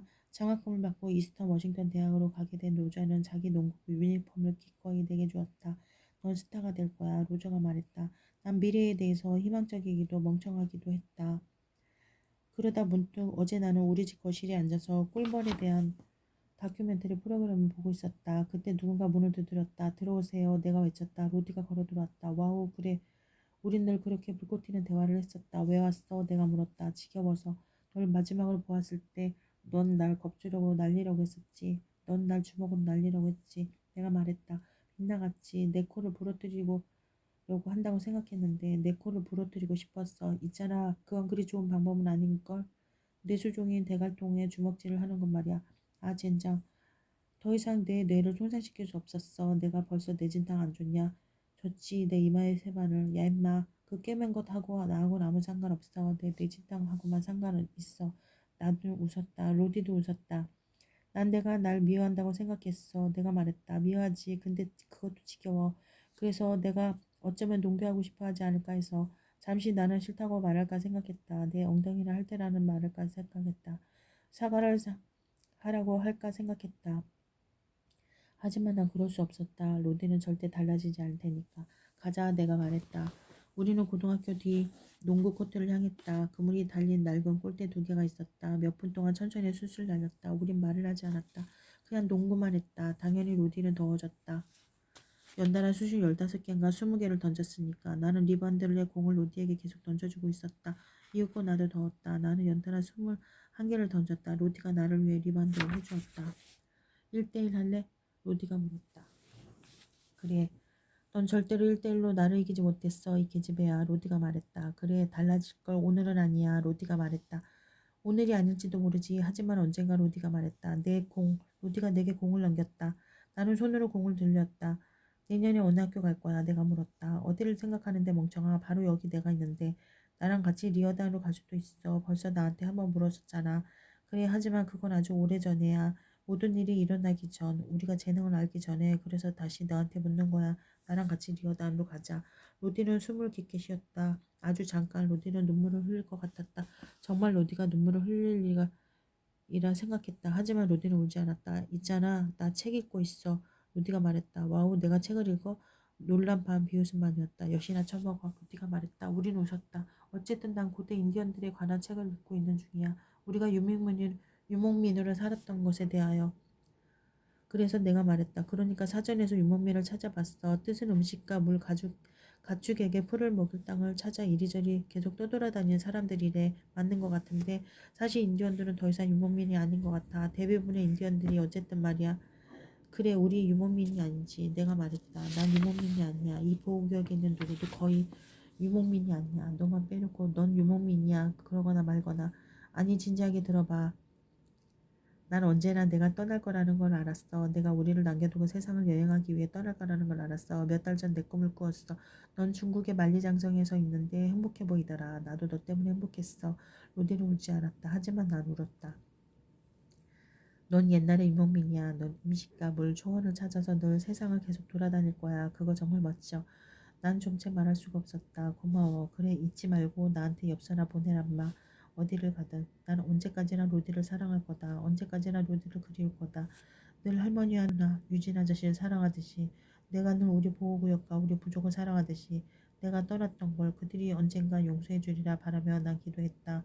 야 임마 그만 울어. 우리 노땅이 되었을 때도 서로 알아볼까? 내가 물었다. 누가 알아? 로디가 물었다. 그리고 로디가 내게 공을 던졌다. 이제 징징거리지 좀 마. 농구나 해. 나는 눈물을 닦아냈다. 한 번 두 번 드리블을 하다 뛰어오르려고 공을 몸쪽으로 잡아당겼다. 로디와 나는 몇 시간 동안 1대1 게임을 했다. 우리는 어두워질 때까지 농구를 했다. 농구장에 불이 들어올 때까지 농구를 했다. 어둠이 온 세상을 덮을 때까지 농구를 했다. 어두운 하늘에 황금빛 거대한 둥근 달이 떠오르도록 농구를 했다. 우린 점수를 따지지 않았다. 옹기니의 말, 가벼운 문체 속에 담긴 실로 가볍지 않은 메시지. 고등학교 시절 유난히 거친 말을 즐겨 쓰던 친구가 있었습니다. 강하게 혹은 거칠게 보이기 위함이란 걸 알고 있었습니다. 하지만 그것은 로디의 얼굴에 든 멍만큼이나 외로움의 강한 표현이란 것도 알고 있었지요. 행복은 사람들에게 전염되어 친구를 불러들이지만 외로움은 사람을 멀어지게 한다는 것도요. 운이 좋으면 외로움을 알아보는 또 다른 외로운 친구를 얻을 수도 있습니다. 말 그대로 운이 좋으면. 외로운 아놀드의 격양되고 거친 굴도 혀잡을 말더듬이 아놀드의 실제 말들은 들어보지 못했으나 잘 모르겠습니다는 어찌 보면 차갑기도 합니다. 정붙이기 힘들 정도로 쌀쌀맞기도 해요. 그러나 이상하게도 아놀드의 외로움은 독자를 멀리 떠나보내지 않고 오히려 보다 가까이 끌어당기는 매력이 있습니다. 때로 글과 사람은 다르다고 생각합니다. 이 작품을 보면서 그 사실을 새삼 확인할 수 있었습니다. 거칠고 차가운 문제의 아놀드는 결코 거칠고 차가운 아이가 아니었습니다. 우리 주위에 숱하게 많은 외로운 아이 중에 하나였습니다. 그 딱딱 끊어지는 문장에 담긴 깊은 뜻을 다시 우리말로도 톡톡 끊어지는 간결한 문체로 옮기는 일은 그리 쉽지 않았습니다. 짧게 끊어지는 간결한 문장의 행간에 아놀드의 깊고도 무거운 외로움을 담아야 했으니까요. 세상에 나 혼자가 된 것 같은 기분이 들 때가 있었습니다. 세상이 공평하다는 말을 믿으려 애쓰지만 가진 자들을 중심으로 세상이 돌아가고 있다는 것을 모르는 사람은 없을 거예요. 인종과 가난이라는 두 가지 장애를 지고 이 세상에 태어난 인디언 소녀 아놀드 게다가 몸도 약합니다. 왕따가 될 조건을 두루두루 갖추었지요. 그래도 인디언 보호구역에 살 때는 로디가 있어 그 외로움이 좀 덜하긴 했어요.